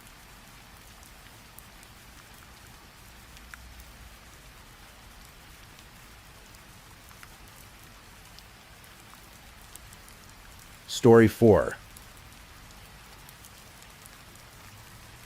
Tonight we're going to explore a story from Philadelphia, a case that unfolded slowly over many months, revealing truths that were buried in the New Jersey Painlands. This is a story about a young mother, a dangerous relationship, and a family's relentless search for answers. This is the story of Tenneke Daniels. In the early 2000s, South Philadelphia was a neighborhood of row houses and tight-knit communities, where families had known each other for generations. The streets were lined with corner stores and familiar faces. Among those faces was a 27-year-old woman named Tenneke Daniels. Tenneke was a mother of 3 young boys. Yazim, her eldest, was 12 years old. Damon was 10, and little Yamin was only 3. Like many mothers in the neighborhood, Tenneke's days revolved around her children. She stayed in close contact with her own mother, Gail Daniels, who lived nearby in the Grays Ferry section of the city. The bond between mother and daughter was strong. They spoke regularly, and Gail knew her daughter's routines, her habits, her voice. Tenneke had struggled with some difficulties in her life. She had dealt with substance abuse issues in the past, something that had led to occasional brushes with the law. In 2004, she had been arrested for shoplifting in Lower Merion Township, a suburban area just outside Philadelphia. These were the kinds of troubles that many people face when trying to navigate difficult circumstances. But through it all, Tenneke remained devoted to her children. Her family knew that no matter what challenges she faced, she would never simply disappear from her boys' lives. Yet there was another presence in Tenneke's life, one that would prove far more dangerous than any personal struggle she faced. His name was Glenn Hansen. Glenn Hansen was in his 40s, nearly 20 years older than Tenneke. He worked as a maintenance man at a high-rise apartment building in the Overbrook section of Philadelphia, in the 1100 block of North 63rd Street. Sometimes Tenneke stayed with him there, other times she stayed with her mother. The relationship was complicated, tumultuous, marked by a pattern that would become all too clear. Glenn Hansen had a criminal history. In 1993, he had been convicted of rape in Bucks County and served time in prison. After his release, he remained on the radar of law enforcement. In early 2005, he was on probation, following a drunk driving arrest. These were not simply mistakes from a distant past. They formed a pattern of behavior that spoke to something darker in Hansen's character. But it was his relationship with Tenneke that would reveal the true depths of his capacity for violence. Take another slow breath. Let your muscles relax. We're moving now to the spring of 2005, to the events that would set everything in motion. On April 7th, 2005, something terrible happened. The exact details of that night exist in fragments, in police reports and emergency room records. What we know is this: Tenneke Daniels was found walking on North 66th Street in Overbrook. She was bruised. She was stunned. She was half-clothed. When the police arrived, they saw a woman who had been beaten. The injuries were serious enough that Tenneke needed medical attention. Her wrist was broken, requiring a cast. Her neck was injured badly enough that she needed to wear a brace. The assault had been severe, deliberate, and frightening. Glenn Hansen was arrested and charged with domestic assault. This was not a minor altercation. This was a beating that sent a woman to the emergency room.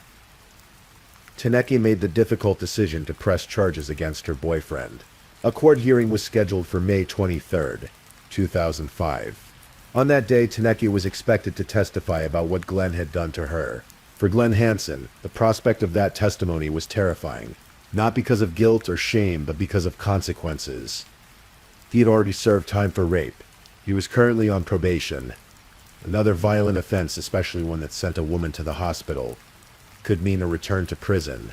And for someone like Hansen, someone who had spent years behind bars, that thought was unbearable. In the weeks after the assault, Taniki stayed with her mother. She spoke with Gail about the upcoming court date. She was nervous, as anyone would be. Testifying against someone you had been in a relationship with is never easy. There's fear, there's complicated emotion, there's the weight of knowing your words will have consequences. But Taniki was determined to go through with it. She wanted to tell the truth about what had happened to her. Glenn Hansen, meanwhile, had other plans. The night of May 11th, 2005 was quiet in South Philadelphia. As you relax now, picture a spring evening in the city. The air was growing warmer. Windows were open. The sounds of the neighborhood drifted through the streets. Very early on the morning of May 12th, around 3 or 4 in the morning, Taneki called her mother. Gail answered the phone, half asleep, and heard her daughter's voice. Taneki told her mother that she was at Glenn's apartment in Overbrook. She was gathering her belongings. She was leaving him for good. She would be home by 6 in the morning. Gail must have felt a sense of relief. Her daughter was finally ending this dangerous relationship. Soon, Taneki would be safely home, and they could move forward with the court case. Justice would be served. Taneki would testify, and Glenn would face consequences for what he had done. 6 in the morning came and went. Taneki did not arrive home. Gail waited. The morning stretched into afternoon. Still no Taneki, no phone call, no explanation. For a mother who spoke with her daughter regularly, who knew her daughter's voice and habits and patterns, the silence was deafening. Days passed. Gail called around to family members, to friends, to anyone who might have seen Taneki. No one had heard from her. This was extraordinarily unusual. Taneki was a mother of 3 young children. She would never simply vanish without a word. She would never abandon her boys. May 23rd arrived. This was the day Taneki was supposed to appear in court.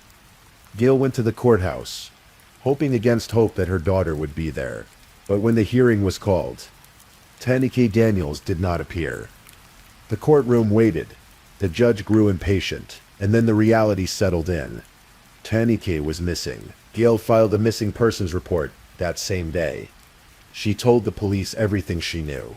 The last phone call, the plan to come home, the fact that Taneki's boyfriend Glenn Hansen was the last person known to have seen her alive. When police questioned Glenn Hansen about Taneki's disappearance, his story was simple and consistent. He said that Taneki had left his apartment around 5 in the morning on May 12th. She had packed her belongings. After they decided to break up, a white SUV had pulled up outside the building. Taneki got into the vehicle, and he never saw her again. He had no idea where she went. The story was clean. Too clean. But without evidence, without a body, the police could only investigate and wait. Taneki's family refused to accept that she was simply gone. They plastered their South Philadelphia neighborhood with flyers. They offered a reward. State Representatives Harold James and Babette Josephs partnered with the Citizens Crime Commission and put up $7,500 to help with the search.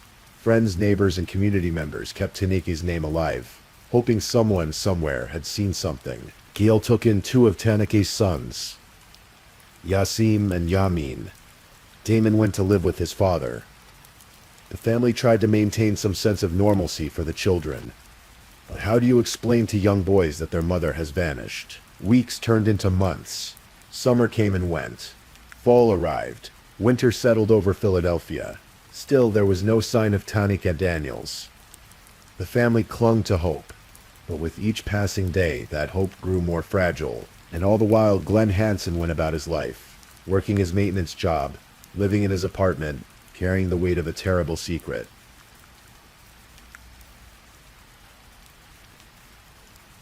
New Jersey Pine Barrens, also known as the Pinelands, stretch across more than 1 million acres of coastal plain.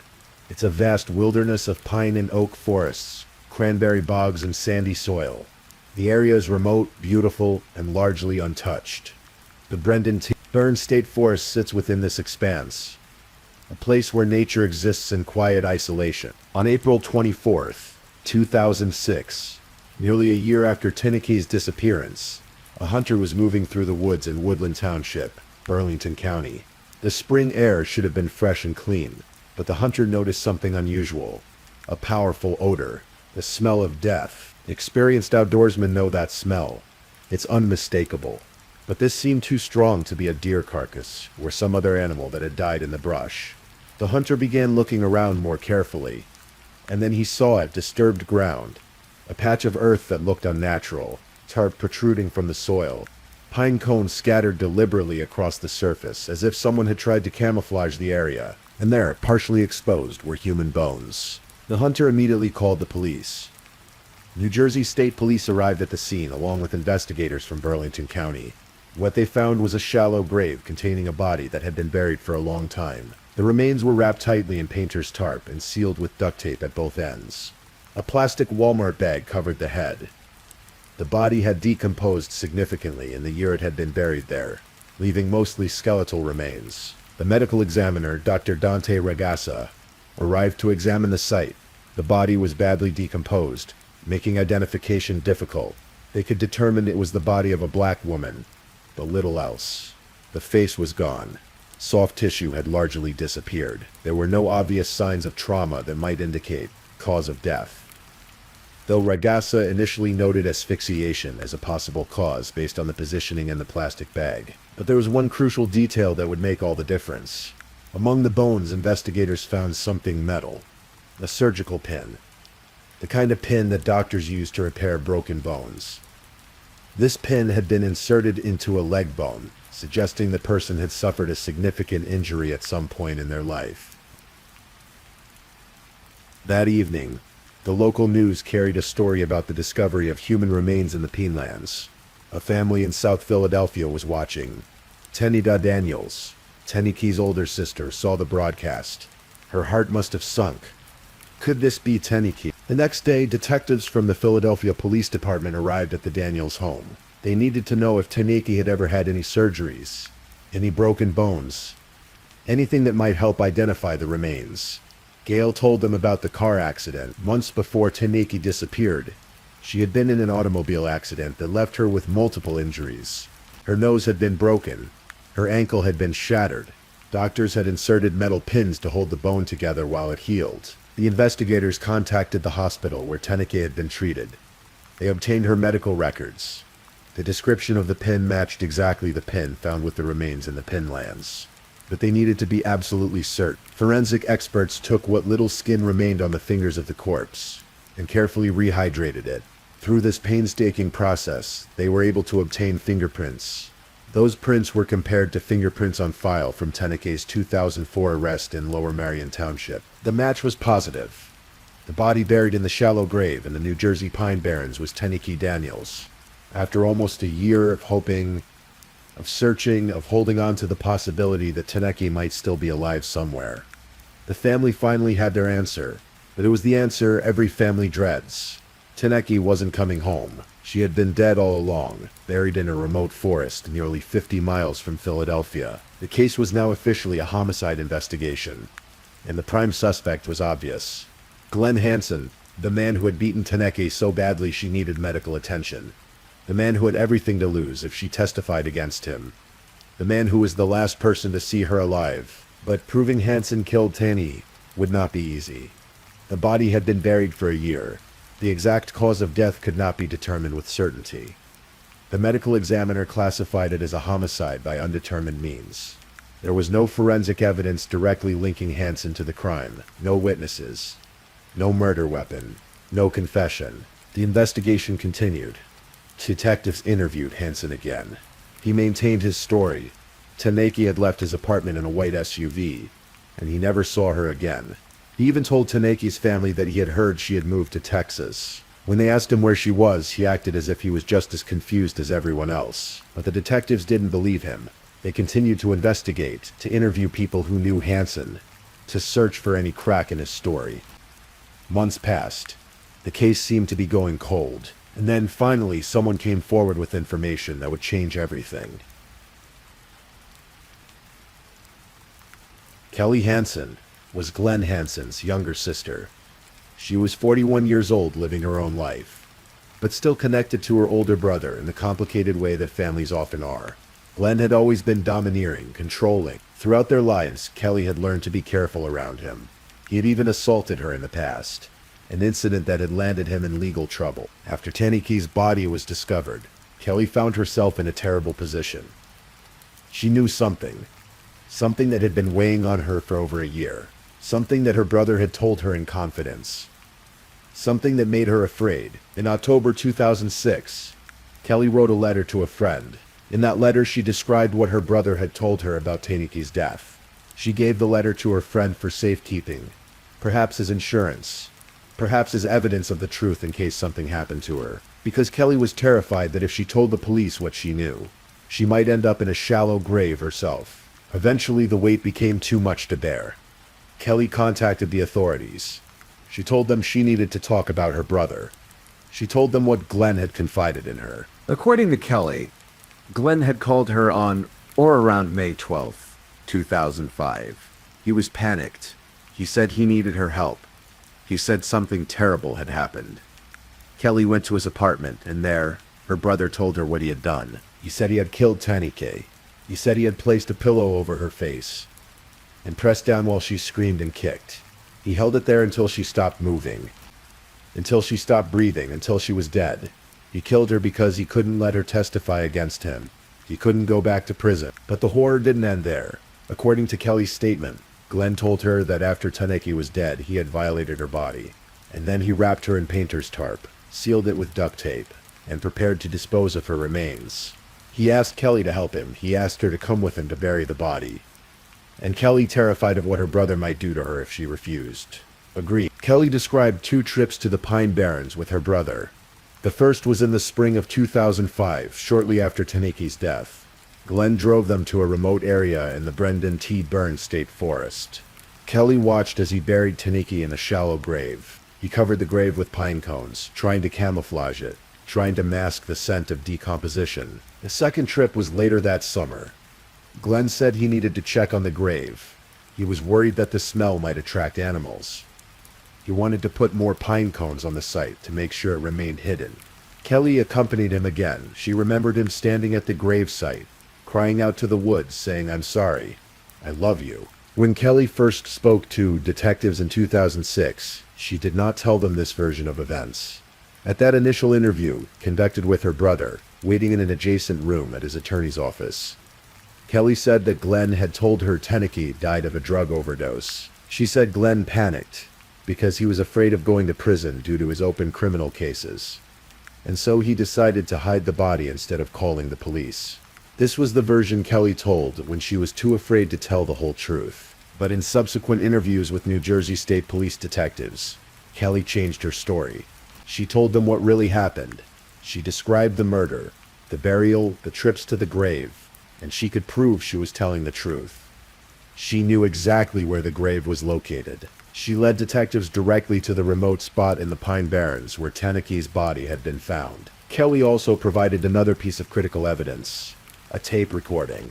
In 2006, Glenn had called his sister and left a threatening voicemail message. On the tape, his voice was menacing. He told her, "You need to shut the fuck about what you know about this case." He was trying to intimidate her into silence, trying to ensure she would never reveal what he had told her. But Kelly did reveal it. And in exchange for her testimony, prosecutors granted her immunity from prosecution. She would not be charged as an accessory to the crime. Instead, she would become the star witness in the case against her brother. It took years for the case to come to trial. Glenn Hansen was arrested on November 2nd, 2006, and charged with first-degree murder and abuse of a corpse. But the legal process moved slowly. Pre-trial motions, evidence gathering, witness preparation, all of this took time. It wasn't until May 2011, 6 years after Taneke was last seen, that the trial finally began in Philadelphia Common Pleas Court. Judge Shelley Robbins knew presided over the proceedings. Assistant District Attorney Gail Fairman led the prosecution.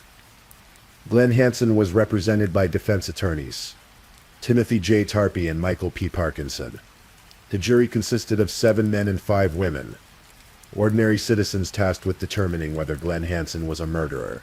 The courtroom was tense from the first day. Gail Daniels, Taneki's mother, sat in the gallery every single day of the 5-day trial.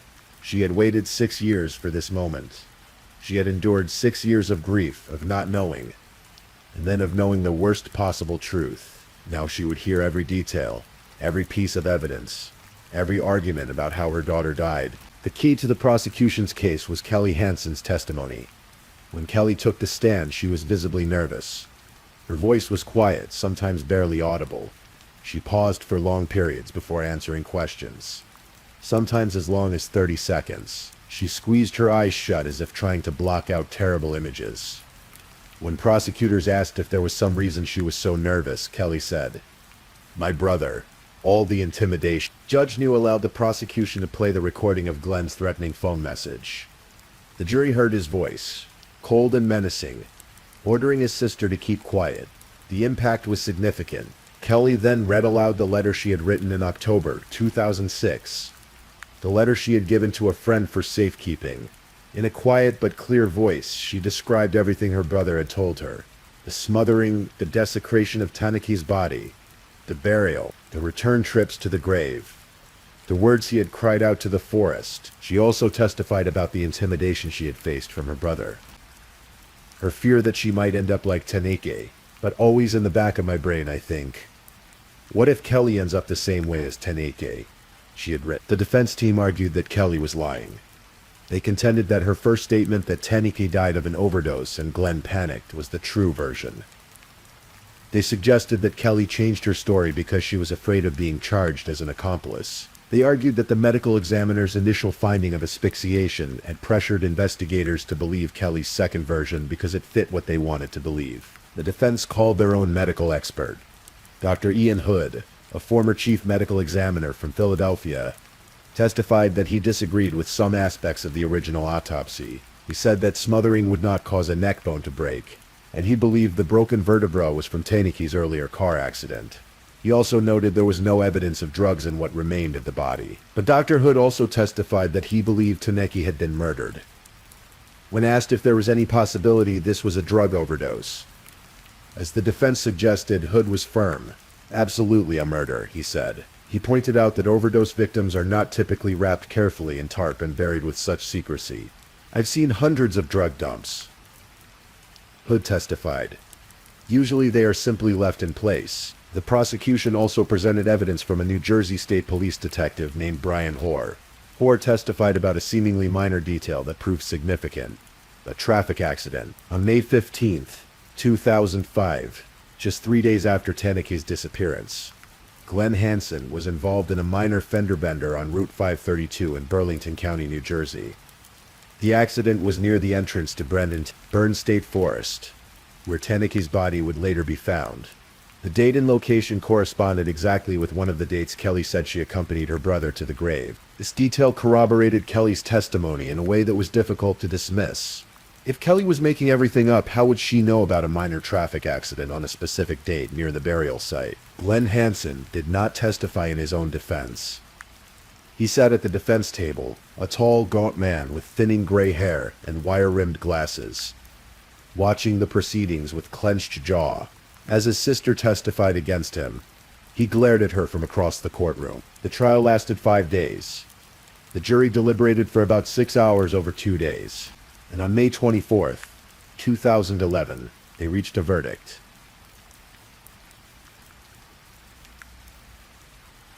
When the jury filed back into the courtroom, Glenn Hansen's face showed a slight smile. Perhaps he believed the defense had succeeded in creating reasonable doubt. Perhaps he thought his sister's testimony wouldn't be enough. Perhaps he still believed he could escape justice for what he had done. But as the jury forewoman stood and read the verdict, that smile disappeared. His eyebrows arched. His expression fell. Guilty of first-degree murder. Guilty of abuse of corpse. Gail Daniels, who had sat through every moment of the trial, wept quietly. After 6 years of waiting, of grieving, of seeking answers, she finally had justice for her daughter. "I'm just glad it's over," she told reporters afterward. "I'm just glad he got his just desserts." A first-degree murder conviction in Pennsylvania carries an automatic sentence of life in prison without the possibility of parole. There was no sentencing hearing needed, no deliberation over punishment, Glenn Hansen would spend the rest of his life behind bars. The prosecutors had not sought the death penalty, so prison would be his fate until the end of his days. Judge New set a formal sentencing date for the following day, though it was merely a formality. The sentence was mandatory and unchangeable. Glenn Hansen, the man who had beaten Tanny so severely, she needed medical care. The man who had killed her to silence her. The man who had violated her body and buried her in a remote forest like garbage, would never be free again. Taneki's 3 sons, Yasin Damon and Yamin, grew up without their mother. They were raised by family members who did their best to give them stability and love in the wake of unimaginable loss. Their mother never got to see them graduate from school, never got to watch them become young men, never got to be part of their lives beyond those early years. Kelly Hansen, who had lived with the terrible knowledge of what her brother did for over a year, was free to move forward with her own life. She had done the right thing despite her fear, despite the intimidation. Her testimony had been crucial in bringing her brother to justice. And in a remote section of the New Jersey Pine Barrens, the site where Taneke Daniels lay buried for nearly a year remains a quiet place. The pine trees continue to grow. The sandy soil continues to shift with the seasons. The forest has reclaimed the area, leaving no visible trace of the tragedy that occurred there. But Taneke is not forgotten. Her family remembers her. Her community remembers her. Her story serves as a reminder of the dangers of domestic violence, of the escalating patterns of abuse that can lead to tragedy, of the importance of believing victims when they come forward. Taneke Daniels was 27 years old when she died. She was a daughter, a mother, a sister. She deserved to live, to watch her children grow, to find happiness and peace. Instead, she became another victim of intimate partner violence. Another name in the long, heartbreaking list of women killed by men who claimed to love them. May her memory be a blessing. May her story encourage others to speak up, to seek help, to escape dangerous relationships before it's too late. And may we remember that behind every true crime story is a real person, a real family, a real loss that echoes through the years. Please, if you're still awake, let's move on to our last story.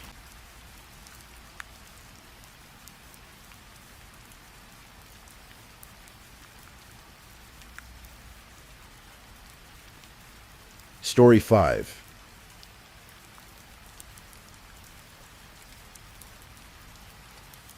Tonight we journey together through a story that unfolds slowly, like pages turning in the dim light of evening.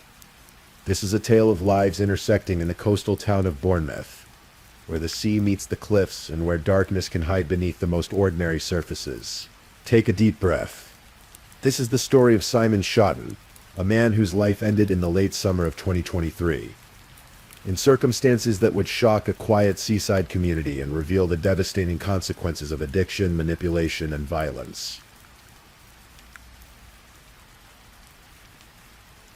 Simon Shotton was 49 years old when his story came to its tragic end. To understand what happened to him, we must first understand who he was, and the winding path that led him to Bournemouth in the summer of 2023. Simon was born into a family that would later speak of him with love, despite the complicated relationship addiction had forced between them. He had children, a son named Wesley among them, who remembered his father as someone filled with love and care, even when circumstances made that love difficult to show consistently. From an early age, Simon struggled. Life presented him with challenges that seemed to multiply as the years passed. But he was a hard worker, the kind of man who would take whatever employment he could find. Agency work, fairground positions, warehouse jobs. He did his best to stay in touch with his mother and his sons, even as the demons of addiction pulled at him from all sides. By his adult years, Simon's life had become increasingly chaotic. Drugs and alcohol had taken hold, pulling him into a world where survival often meant making compromises, where the line between victim and participant blurred in ways that made judgment difficult and compassion essential. He lived in Ipswich, Suffolk, for many years. In that town, in the flat landscapes of East Anglia, Simon became entangled in the world of county lines drug dealing, that modern scourge where organized criminals take over the homes of vulnerable people, using their addresses as bases for drug distribution. In April 2020, police attended Simon's address on Woodbridge Road in Ipswich. They found 188 wraps of heroin and crack cocaine, Simon explained to the officers that his home had been taken over by county lines dealers, in exchange for selling drugs alongside a youth they had placed in his house. He was given 2 wraps of drugs each night. It was a form of payment, a form of control, a form of imprisonment. The court found him guilty of possessing crack cocaine and heroin with intent to supply. He received a 2-year prison sentence, suspended for 2 years. But addiction is not deterred by suspended sentences. By February 2022, Simon was back in Ipswich Crown Court. This time he was sentenced to 3 years and 1 month in prison for possession with intent to supply Class A drugs, along with possessing a bladed article. He served his time. In September 2022, Simon was released on license, stepping back into a world that felt both familiar and threatening. He had received threats about returning to Ipswich. There were drug debts. People whispered to the tune of £10,000. Returning to Suffolk felt like walking into a trap. So Simon made a choice. He decided to move to Bournemouth, a Victorian resort town on the south coast, where the beaches stretch golden and the pier reaches out into the English Channel. Perhaps he hoped for a fresh start. Perhaps he simply hoped for survival. Under the supervision of the probation service, Simon made the coastal town his new home. His probation officer arranged monthly meetings, coordinating through text messages. They even provided him with a SIM card for a mobile phone, a lifeline of sorts. But Simon had nowhere to live. Housing was scarce. Money was scarcer. He found shelter in the derelict remains of the Montbijou Hotel on Manor Road, a building that had been boarded up for approximately 10 years. The place was very run down in the slow process of being renovated. Simon lived in a small room with makeshift curtains and a bed. He paid no rent. Instead, he told his probation officer there was an informal agreement. He would stay there as security, deterring squatters from taking over the property. It was a precarious existence. But Simon was trying. He was checking in with probation, trying to stay clean, trying to navigate the impossible maze of addiction and recovery, while homeless and alone in a new town. Then, in the summer of 2023, Simon met Benjamin Atkins and Debbie Pereira.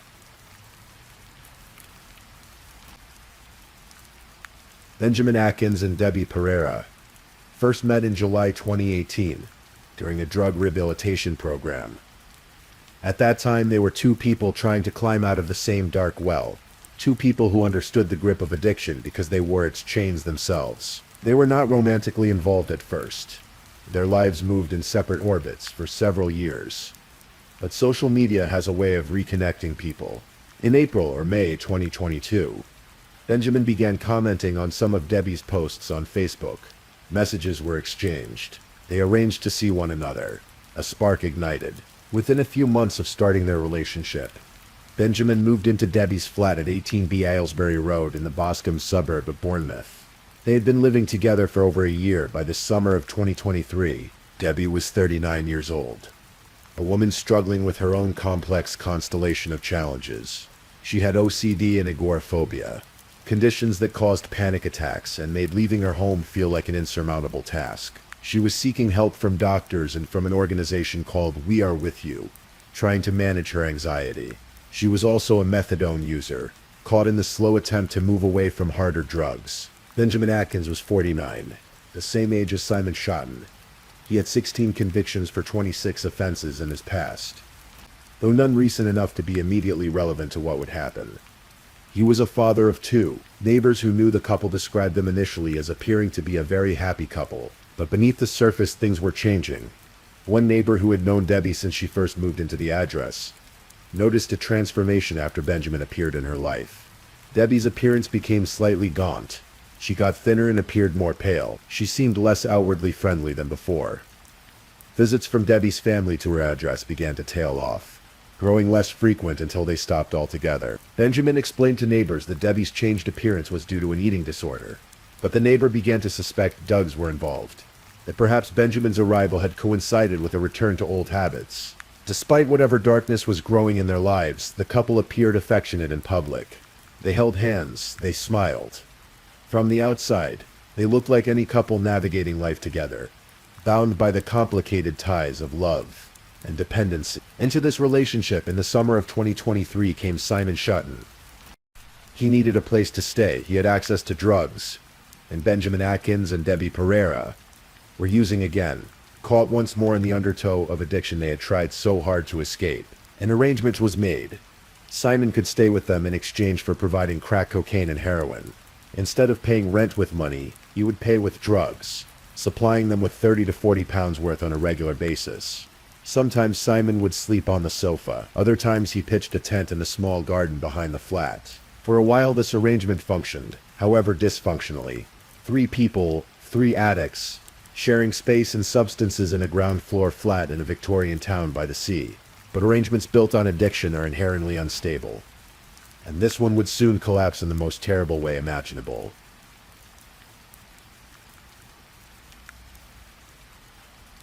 As July turned to August in 2023, tensions in the flat on Aylesbury Road began to rise. Simon went by the name Rio in his drug dealing life, and he was conscientious about maintaining contact with certain people. He had a friend, a woman he texted regularly. In those messages, he began to reveal his growing unease about his living situation. The general gist of his messages, this friend would later tell police, was that Simon is staying with a male who was not nice to him, and a female who was nice to him. Benjamin Atkins, it seemed, was becoming increasingly difficult. He borrowed money from Simon, money that was never returned. Debbie, trying to keep the peace, would pay Simon back herself. But behind Debbie's back, Benjamin was doing something darker. He was threatening Simon, blackmailing him into giving extra drugs on the side, beyond the agreed amount for rent. The leverage Benjamin used was brutal in its simplicity. He would report Simon's drug dealing to his probation officer, which would result in Simon being returned to prison for breaching his license. Simon was trapped. He had nowhere else to go. The threats from Ipswich still hung over him. The debts still loomed. And now, in the place he had found temporary shelter, he was being manipulated and threatened by the man whose home he was staying in. The evidence of this would later be found in text exchanges between Simon and another acquaintance named Rafal Krasinski, and in conversations with a woman named Donna McGuire. Simon was scared. He was trying to find somewhere else to stay. He realized it was no longer safe for him at the house on Aylesbury Road. But finding alternative accommodation when you are homeless, under probation supervision, and caught in the web of addiction is not simple. Simon was trying, but time was running out. On the night of August 17th, going into the early hours of August 18th, 2023, the situation in the flat reached a breaking point. All 3 of them had been taking drugs that night. When the drugs ran out, Benjamin and Debbie wanted more. In the pre-dawn darkness, while Simon was distracted, Benjamin took money from Simon's wallet. Debbie acted as a distraction, keeping Simon's attention elsewhere while the theft occurred. With the stolen money, Benjamin and Debbie left the flat around 4:30 in the morning to score more drugs on the street. They returned around 7 in the morning, just as dawn was breaking over Bournemouth. Simon's phone rang. He answered. He had discovered the theft. He was understandably angry. He demanded his money back. Benjamin Atkins laughed at him. He brushed it off. When they returned to the flat with the newly purchased drugs, Benjamin and Debbie did not share them with Simon. Instead, they went off to the bedroom together, closing the door behind them. What happened next would be the subject of testimony, cross-examination, and ultimately a jury's verdict.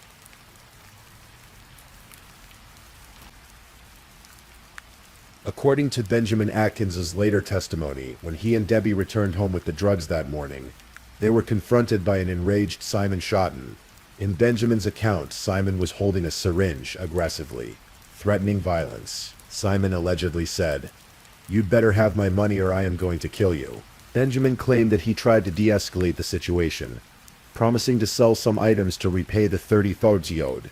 But Simon, Benjamin said, was frothing at the mouth, livid with rage. Then, according to Benjamin's version of events, Simon pulled out a knife. He poked Benjamin in the stomach with it a couple of times. A fight erupted.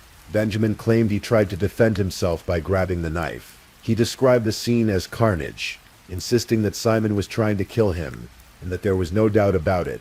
In his testimony, Benjamin said he tried to defend himself by stabbing Simon with the end of a plastic hairbrush, until it snapped, then by hitting him over the head several times with a speaker until Simon stopped moving. When Simon finally lay still, Benjamin checked his pulse. There was none. Simon Schotten, 49 years old, father, son, troubled soul, was dead. This was Benjamin's story. His claim of self-defense, but the jury would not believe it.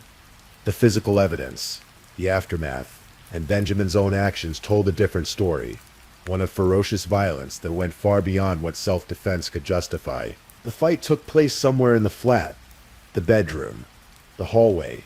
The exact location was uncertain, but what was certain was the violence of it.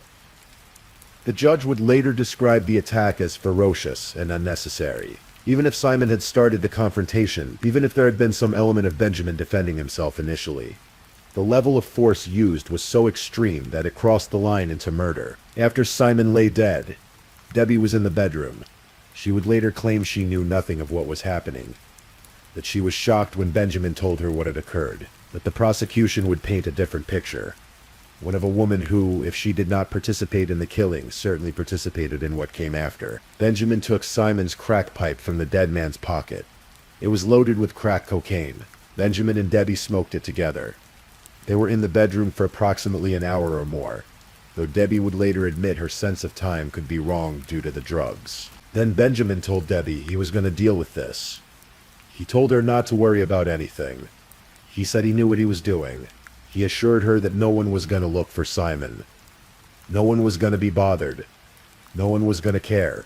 All she had to do, he told her, was keep quiet. For reasons he could not later explain, Benjamin moved Simon's body into the garden during daylight hours, even though the garden was overlooked by neighboring properties.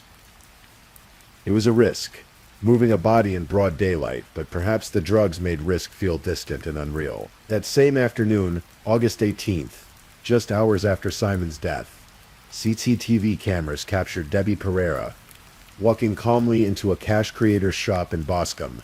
She was selling Simon's mobile phone, the phone that was still warm with his life, the phone that contained his contacts, his messages, his connection to the outside world.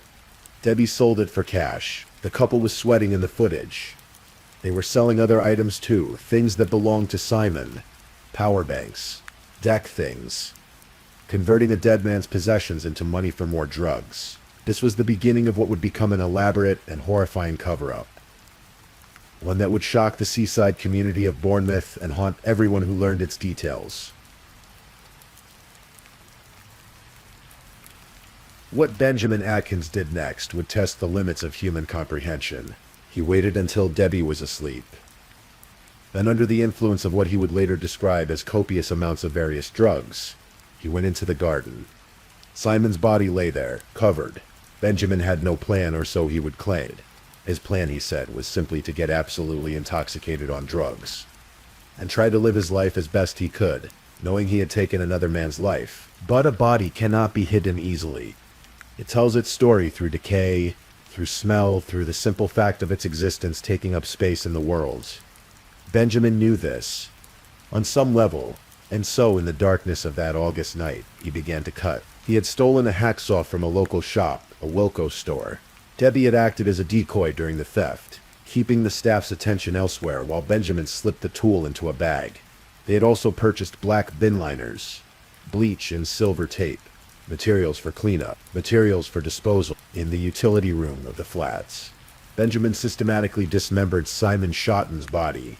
He would later admit to this, describing the act while claiming he would never have done it sober, that he was scared, traumatized, panicked, under extreme stress and the influence of drugs. The process took time. Days. Benjamin worked methodically, separating limbs from torso, sawing through bone and flesh. It must have been exhausting work, gruesome work, the kind of work that would stain not just hands but the very air of that flat with the evidence of its horror. Debbie, in the flat during much of this time, would claim she did not know what was happening, but the prosecution would argue otherwise. Someone performed an extensive cleaning operation, scrubbing blood from surfaces, bleaching away evidence. Benjamin would later reference the amount of bleach Debbie had used. The cleaning must have taken many days. Every surface had to be wiped, every trace of violence erased, as much as possible. Within the first week after Simon's death, Benjamin made his first disposal of remains. He told Debbie he was going to get methadone from the chemist. Instead, he cycled through the streets of Boscombe with Simon's legs in a bag. riding through the summer sunshine until he reached the manor steps zigzag path on Boscombe Cliff Road. There, in the bushes, he deposited the wrapped packages of what had once been a man's legs. Approximately 1 to 2 days later, Benjamin removed Simon's torso from where it had been wrapped in tarpaulin in the garden. He placed it in a suitcase, one he had taken from a wall where someone had left it. Then, methodically, he continued his disposal efforts, leaving parts of Simon Shotton scattered across the Boscombe area like a terrible breadcrumb trail. Benjamin also tried to burn some of Simon's remains in a fire pit in the back garden. He attempted to burn Simon's head, thinking perhaps that fire would reduce it to ash, would erase this final piece of evidence. But human bone does not burn easily, not in a garden fire pit. The head did not completely incinerate. Frustrated, Benjamin wrapped the remaining body parts and continued distributing them across the town. Meanwhile, life in the flat on Aylesbury Road continued in its macabre normalcy. Benjamin and Debbie lived in the space where a man had died, where his body had been cut apart, where his blood had soaked into surfaces they now walked across daily. They continued to use drugs. They continued their relationship. Neighbors noticed nothing particularly unusual, but secrets of this magnitude cannot stay buried forever. And soon, a stranger's discovery would set in motion the machinery of justice. It was August 26, 2023. 8 days had passed since Simon Shotton's death. A member of the public was walking on the manor steps zigzag footpath, that scenic route along the Boscombe Cliffs where tourists and locals alike walk to enjoy views of the sea. This person was taking shelter under a tree when a package suddenly landed with a thud beside them. The package was wrapped with gray masking tape. When the person moved closer to examine what had fallen, they realized with dawning horror that the shape was that of a human foot. Some of it had become exposed through the wrapping. The police were called immediately. Officers arrived and began a careful search of the area. They found a second package. DNA testing would later confirm that the body parts belonged to Simon Shotton. A major investigation was launched. The Major Crime Investigation Team of Dorset Police took over. Initially, they had partial human remains and no victim identity. It was an investigator's nightmare. Evidence of murder, but no knowledge of who had died or who might be responsible. The meticulous work began. Scientific analysis to identify the deceased, canvassing of the area, review of CCTV footage, tracking of mobile phones. The breakthrough came through the phone. Detectives identified that a phone linked to Simon Shotton had been sold at a cash creator's store in Boscombe on the afternoon of Friday, August 18th, 2023. When they reviewed CCTV footage from the store, they saw Benjamin Atkins and Debbie Pereira entering and selling the phone. This connection led police to 18B Aylesbury Road, where the couple lived. On the evening of Friday, September 1st, 2023, 2 weeks after the first remains were discovered, police officers arrived at the flat. They knocked. No answer. They searched the exterior of the property. An officer using a torch swept the beam across the garden. Behind a wheelbarrow, the officer saw something. A person's head visible to the side of the wheelbarrow. Someone was crouched down in the gap between the wheelbarrow and a ladder. When the person stood up, the officer recognized him as Benjamin Atkins. At 9:12 in the evening, the officer arrested Atkins on suspicion of murder. Later, Benjamin would claim he initially did not know it was the police approaching, that he was not sure if someone was trying to get him. Perhaps he was paranoid from drugs. Perhaps he knew his time was running out. Police seized a Solmobile phone from Benjamin on arrest. It was later found to belong to Simon Shotton, the phone potentially used for drug dealing. Now in the killer's possession. Inside the flat, officers arrested Debbie Pereira. Both arrests were recorded on police body-worn video cameras. Technology that would later provide crucial evidence about the couple's state of mind and their knowledge of what had occurred. The following day, September 2nd, police conducted a forensic search of the property. In the garden, they found 2 black bin bags. Inside were Simon Shotton's severed arms. On September 6th, 2023, more remains were discovered in Boscombe Chennine Gardens, a public park by the seafront. Simon's torso was found inside a black suitcase, covered with flies, emitting what witnesses described as a stench of death. Even then, the discoveries were not complete. Following information that Benjamin Atkins provided to his legal team before trial, police conducted searches in the Walpole Lane area of Boscombe from Wednesday, February 28, 2024. Search teams recovered a number of bone fragments, but parts of Simon Schotten have never been found. Most significantly, the majority of his head remains missing. Benjamin Atkins has never said what he did with it. His claim that it burned completely to ash in the garden fire pit has been dismissed as utterly implausible by forensic experts. Simon Schotten could not be buried completely. His family could not lay him fully to rest. This final indignity, this final cruelty, would weigh heavily on everyone involved in seeking justice for what had been done. The police investigation was painstaking and complex. Detective Chief Inspector Neil Third of Dorset Police's Major Crime Investigation Team led the efforts, coordinating a massive undertaking that would eventually involve thousands of hours of work. Officers reviewed countless hours of CCTV footage, tracking the movements of Benjamin Atkins and Debbie Pereira in the days following Simon's death. The footage told a damning story, the couple walking through Boscombe with a hacksaw, Debbie acting as a decoy during the theft, Debbie entering the cash creator's shop, calm and composed, selling a dead man's phone, the couple moving through their daily lives as if nothing had happened, as if there were not body parts hidden in their garden and scattered across the neighborhood. Police interviewed neighbors, friends, associates. They built a timeline of Simon Schotten's last days, tracing his movements, his communications, his growing fear. They spoke with his female friend, who provided the text messages revealing Simon's unease about the man he was staying with. They contacted Simon's probation officer, who could verify his regular check-ins, his attempts to stay on the right path, despite his circumstances. They examined Simon's criminal history, not to judge him but to understand the full context of his life, and the situation that had led him to that flat on Aylesbury Road. The forensic work was extensive. Blood evidence, DNA from the recovered remains, analysis of the cleaning materials purchased, examination of the hacksaw. Every piece of physical evidence had to be carefully documented, tested, and prepared for court. One of the most revealing pieces of evidence came from an unexpected source. When Benjamin Atkins and Debbie Pereira were transported in a police van to their court hearing on September 2nd, police had installed a covert recording device in the vehicle. The couple's conversation was captured. In that recording, Benjamin could be heard telling Debbie about getting rid of the arms from the garden. But more chillingly, Debbie asked Benjamin if he regretted anything. His response was captured on tape. "I'll look him straight in the eye and say, yeah, I'd do it again and again and again.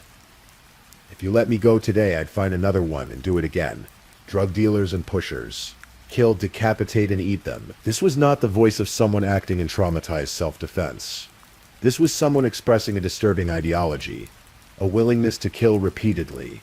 It would prove to be some of the most damaging evidence against Benjamin Atkins. There was another recording from the van, equally disturbing.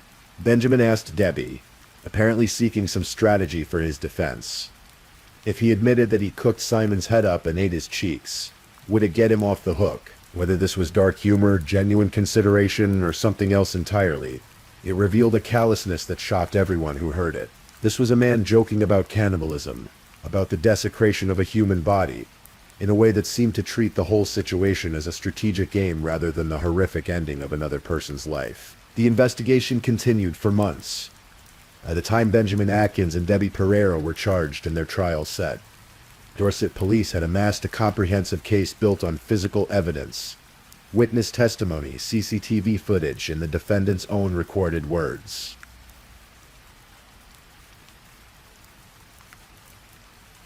In April 2024, 8 months after Simon Schotten's death, Benjamin Atkins and Debbie Pereira stood trial at Winchester Crown Court. Both pleaded not guilty to murder.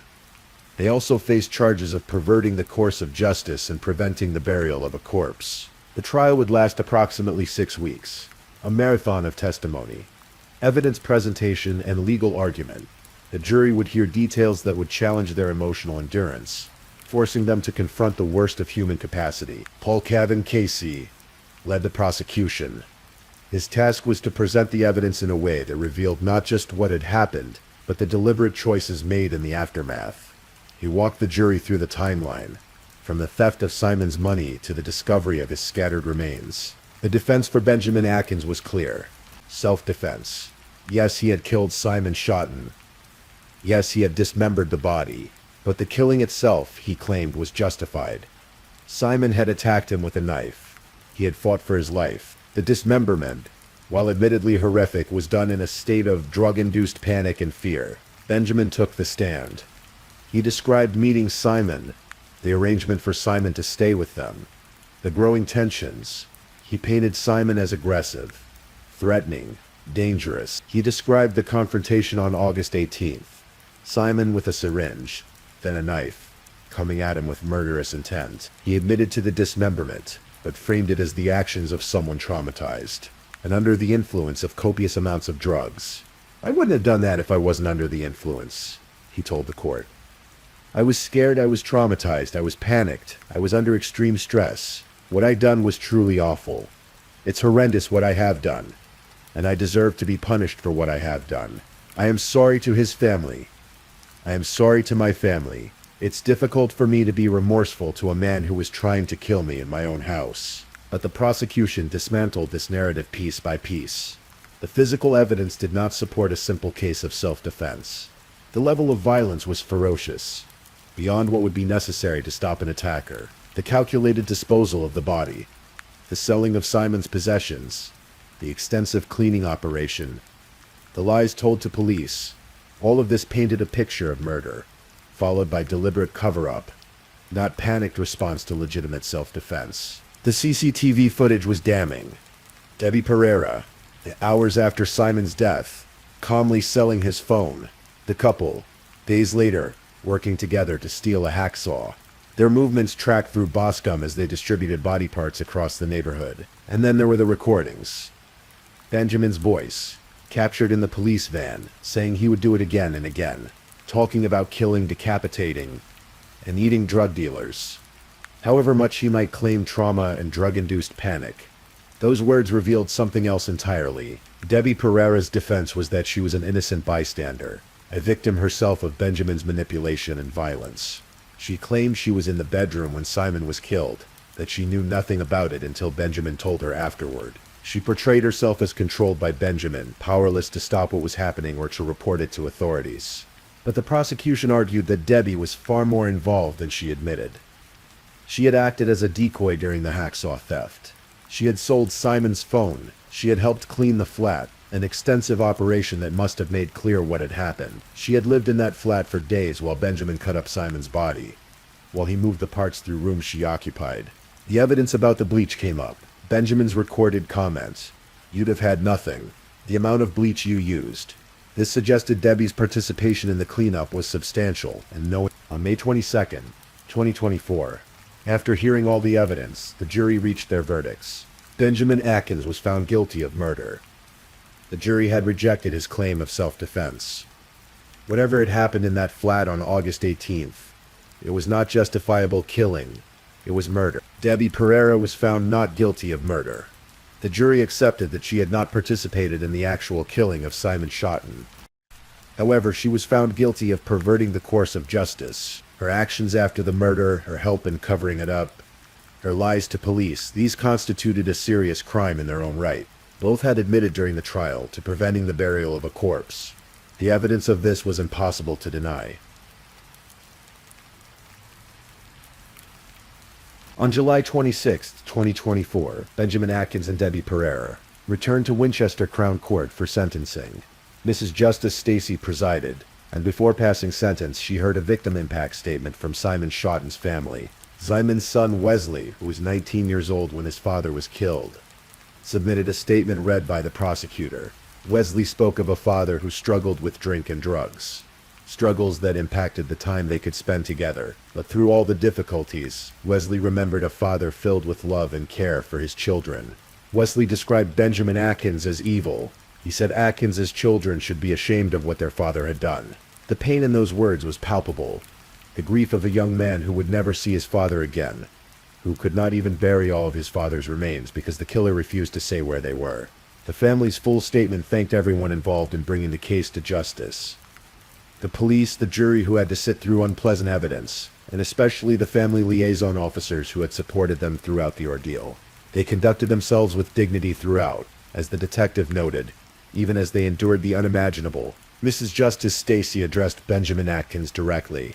Her words were measured, but damning. She described the dismemberment, disposal, and concealment of Simon's body as particularly gruesome. She called his callousness shocking. She noted that he still refused to say where the rest of Simon's head was.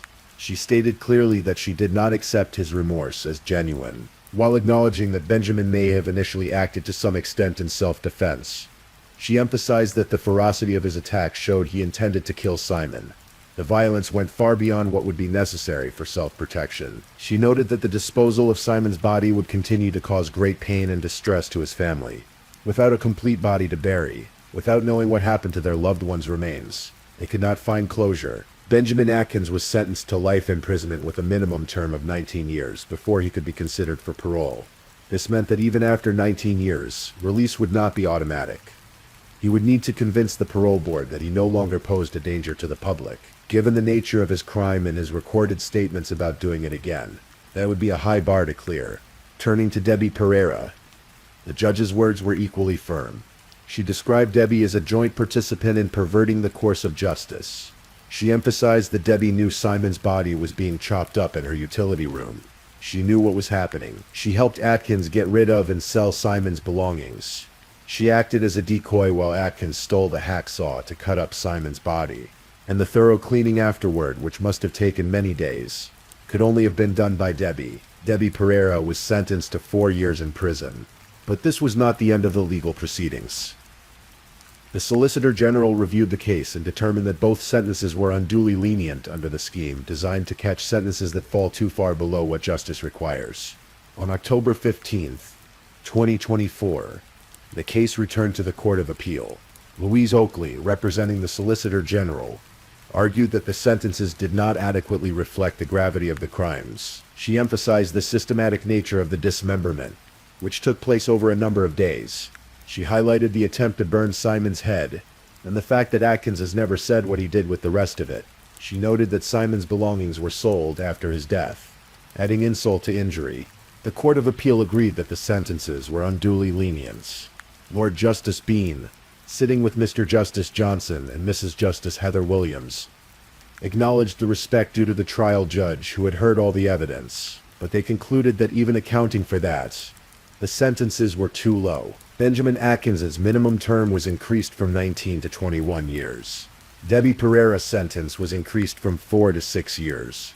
These adjusted sentences reflected the true horror of what had been done.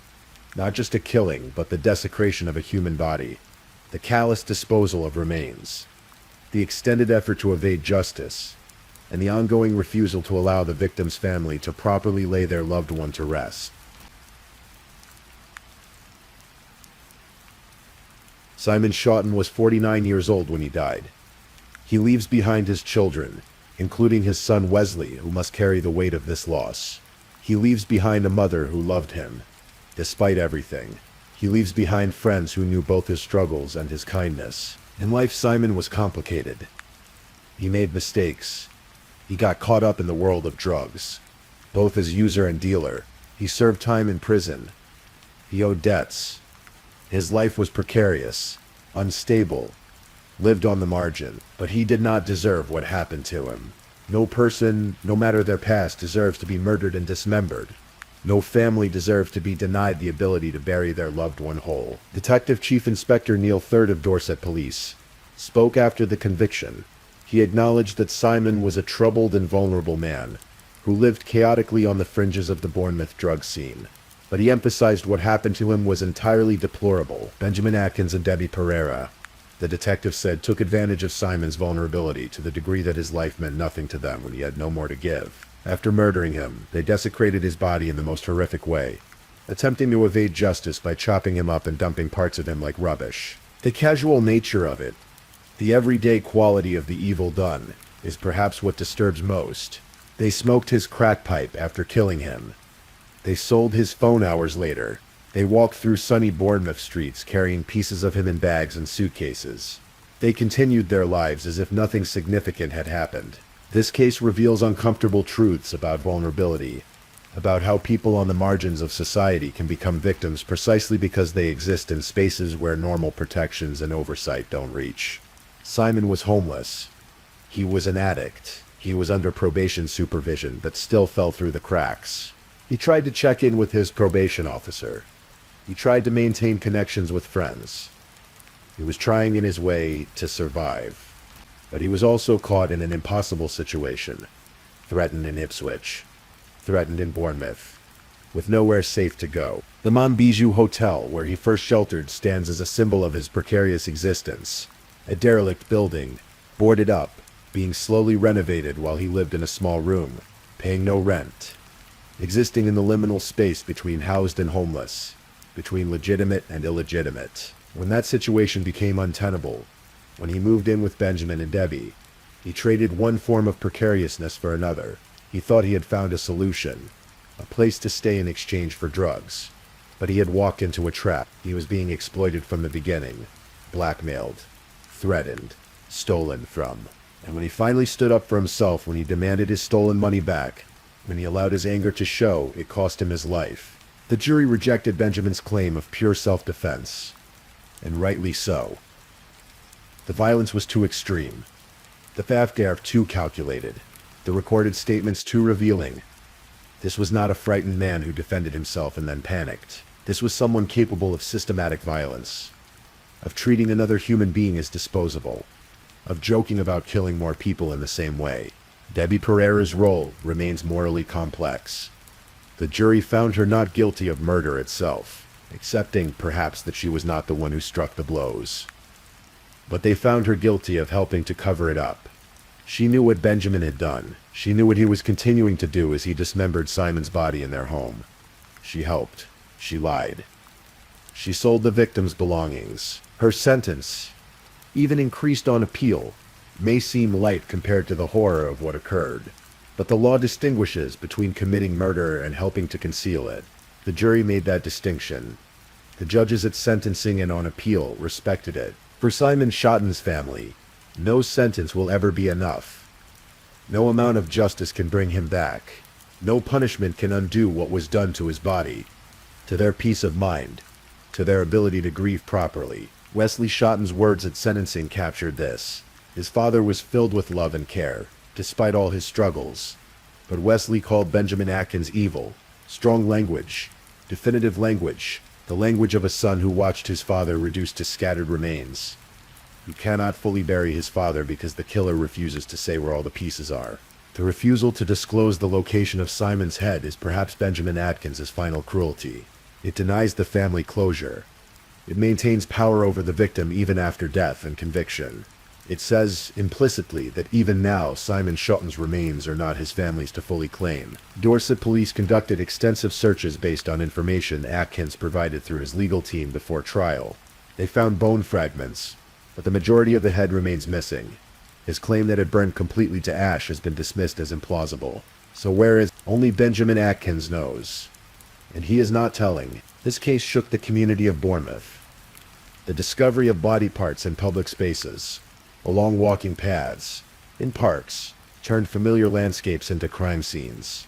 Residents walked past places where Simon's remains had been hidden, not knowing, continuing their daily lives while a terrible secret lay in the bushes. When the full story emerged, when people learned that this had happened in a ground floor flat in Boscombe, that neighbors had lived nearby while dismemberment occurred, there was a collective shudder.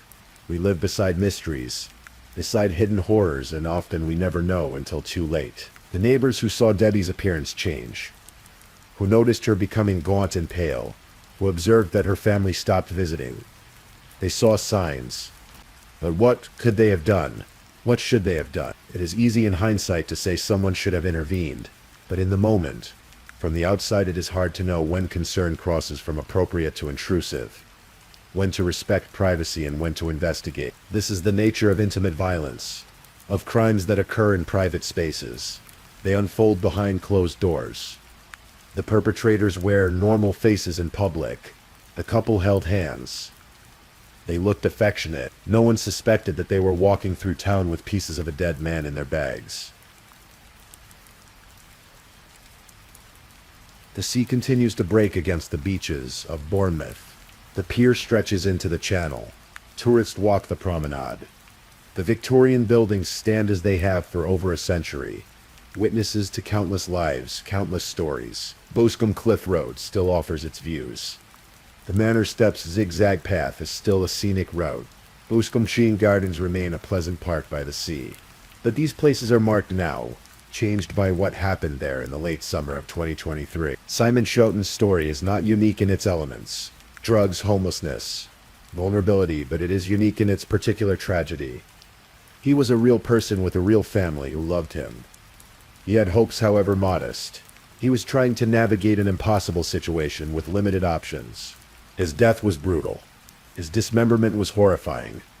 The disposal of his remains was degrading, and the refusal to disclose where all of him is buried compounds the cruelty even now. Benjamin Atkins sits in prison, serving a minimum of 21 years before he can even be considered for parole. He is 51 years old now. He will be at least 72 before he could potentially be released. More likely, he will spend the rest of his life incarcerated. His recorded words about doing it again, about killing and decapitating drug dealers, will follow him through every parole hearing, every assessment, every evaluation of risk. Debbie Pereira is serving 6 years. She will be released eventually, still relatively young, able to rebuild some version of a life. But she will carry this with her always, the knowledge that she was there, that she knew, that she helped hide what was done. And Simon Schoten's family continues to grieve, to remember, to carry the weight of his absence and the horror of how he left this world. There are broader questions this case raises about how we as a society treat those who live on the margins, about how addiction isolates and endangers, about how homelessness creates vulnerability, about how the criminal justice system sometimes serves more to cycle people through punishment than to address causes or provide genuine rehabilitation. Simon had been to prison twice for drug offenses. He was released on license, trying to comply with his probation, trying to stay out of trouble, but he had nowhere to live. He had debts he couldn't repay. He had threats he couldn't escape. The system supervised him but could not protect him. This is not to excuse his own choices or his own participation in the drug trade. It is simply to recognize that punishment alone does not solve the complex web of problems that lead people into these circumstances. And when people are caught in that web, they become vulnerable in ways that can be fatal. Simon Schoten's life mattered. His death matters. His story matters. Not because it is unique, but because it illuminates the shadows where vulnerable people exist, where terrible things can happen, where justice must work hard to reach. The police did reach it. The investigation was thorough. The evidence was gathered. The trial was held. The convictions were secured. Benjamin Atkins and Debbie Pereira were held accountable for what they did. But Simon Schoten is still dead. Parts of him are still missing. His family still grieves. And somewhere in Bournemouth there is a place where the last pieces of him rest, known only to the man who put them there. Thank you for listening to tonight's true crime story. Rest peacefully knowing that another story awaits you next time, ready to accompany you on another journey toward restorative sleep. But if you're still awake, don't forget to like and subscribe so you don't miss our next true crime stories. And until next time, stay safe and take care. Good night.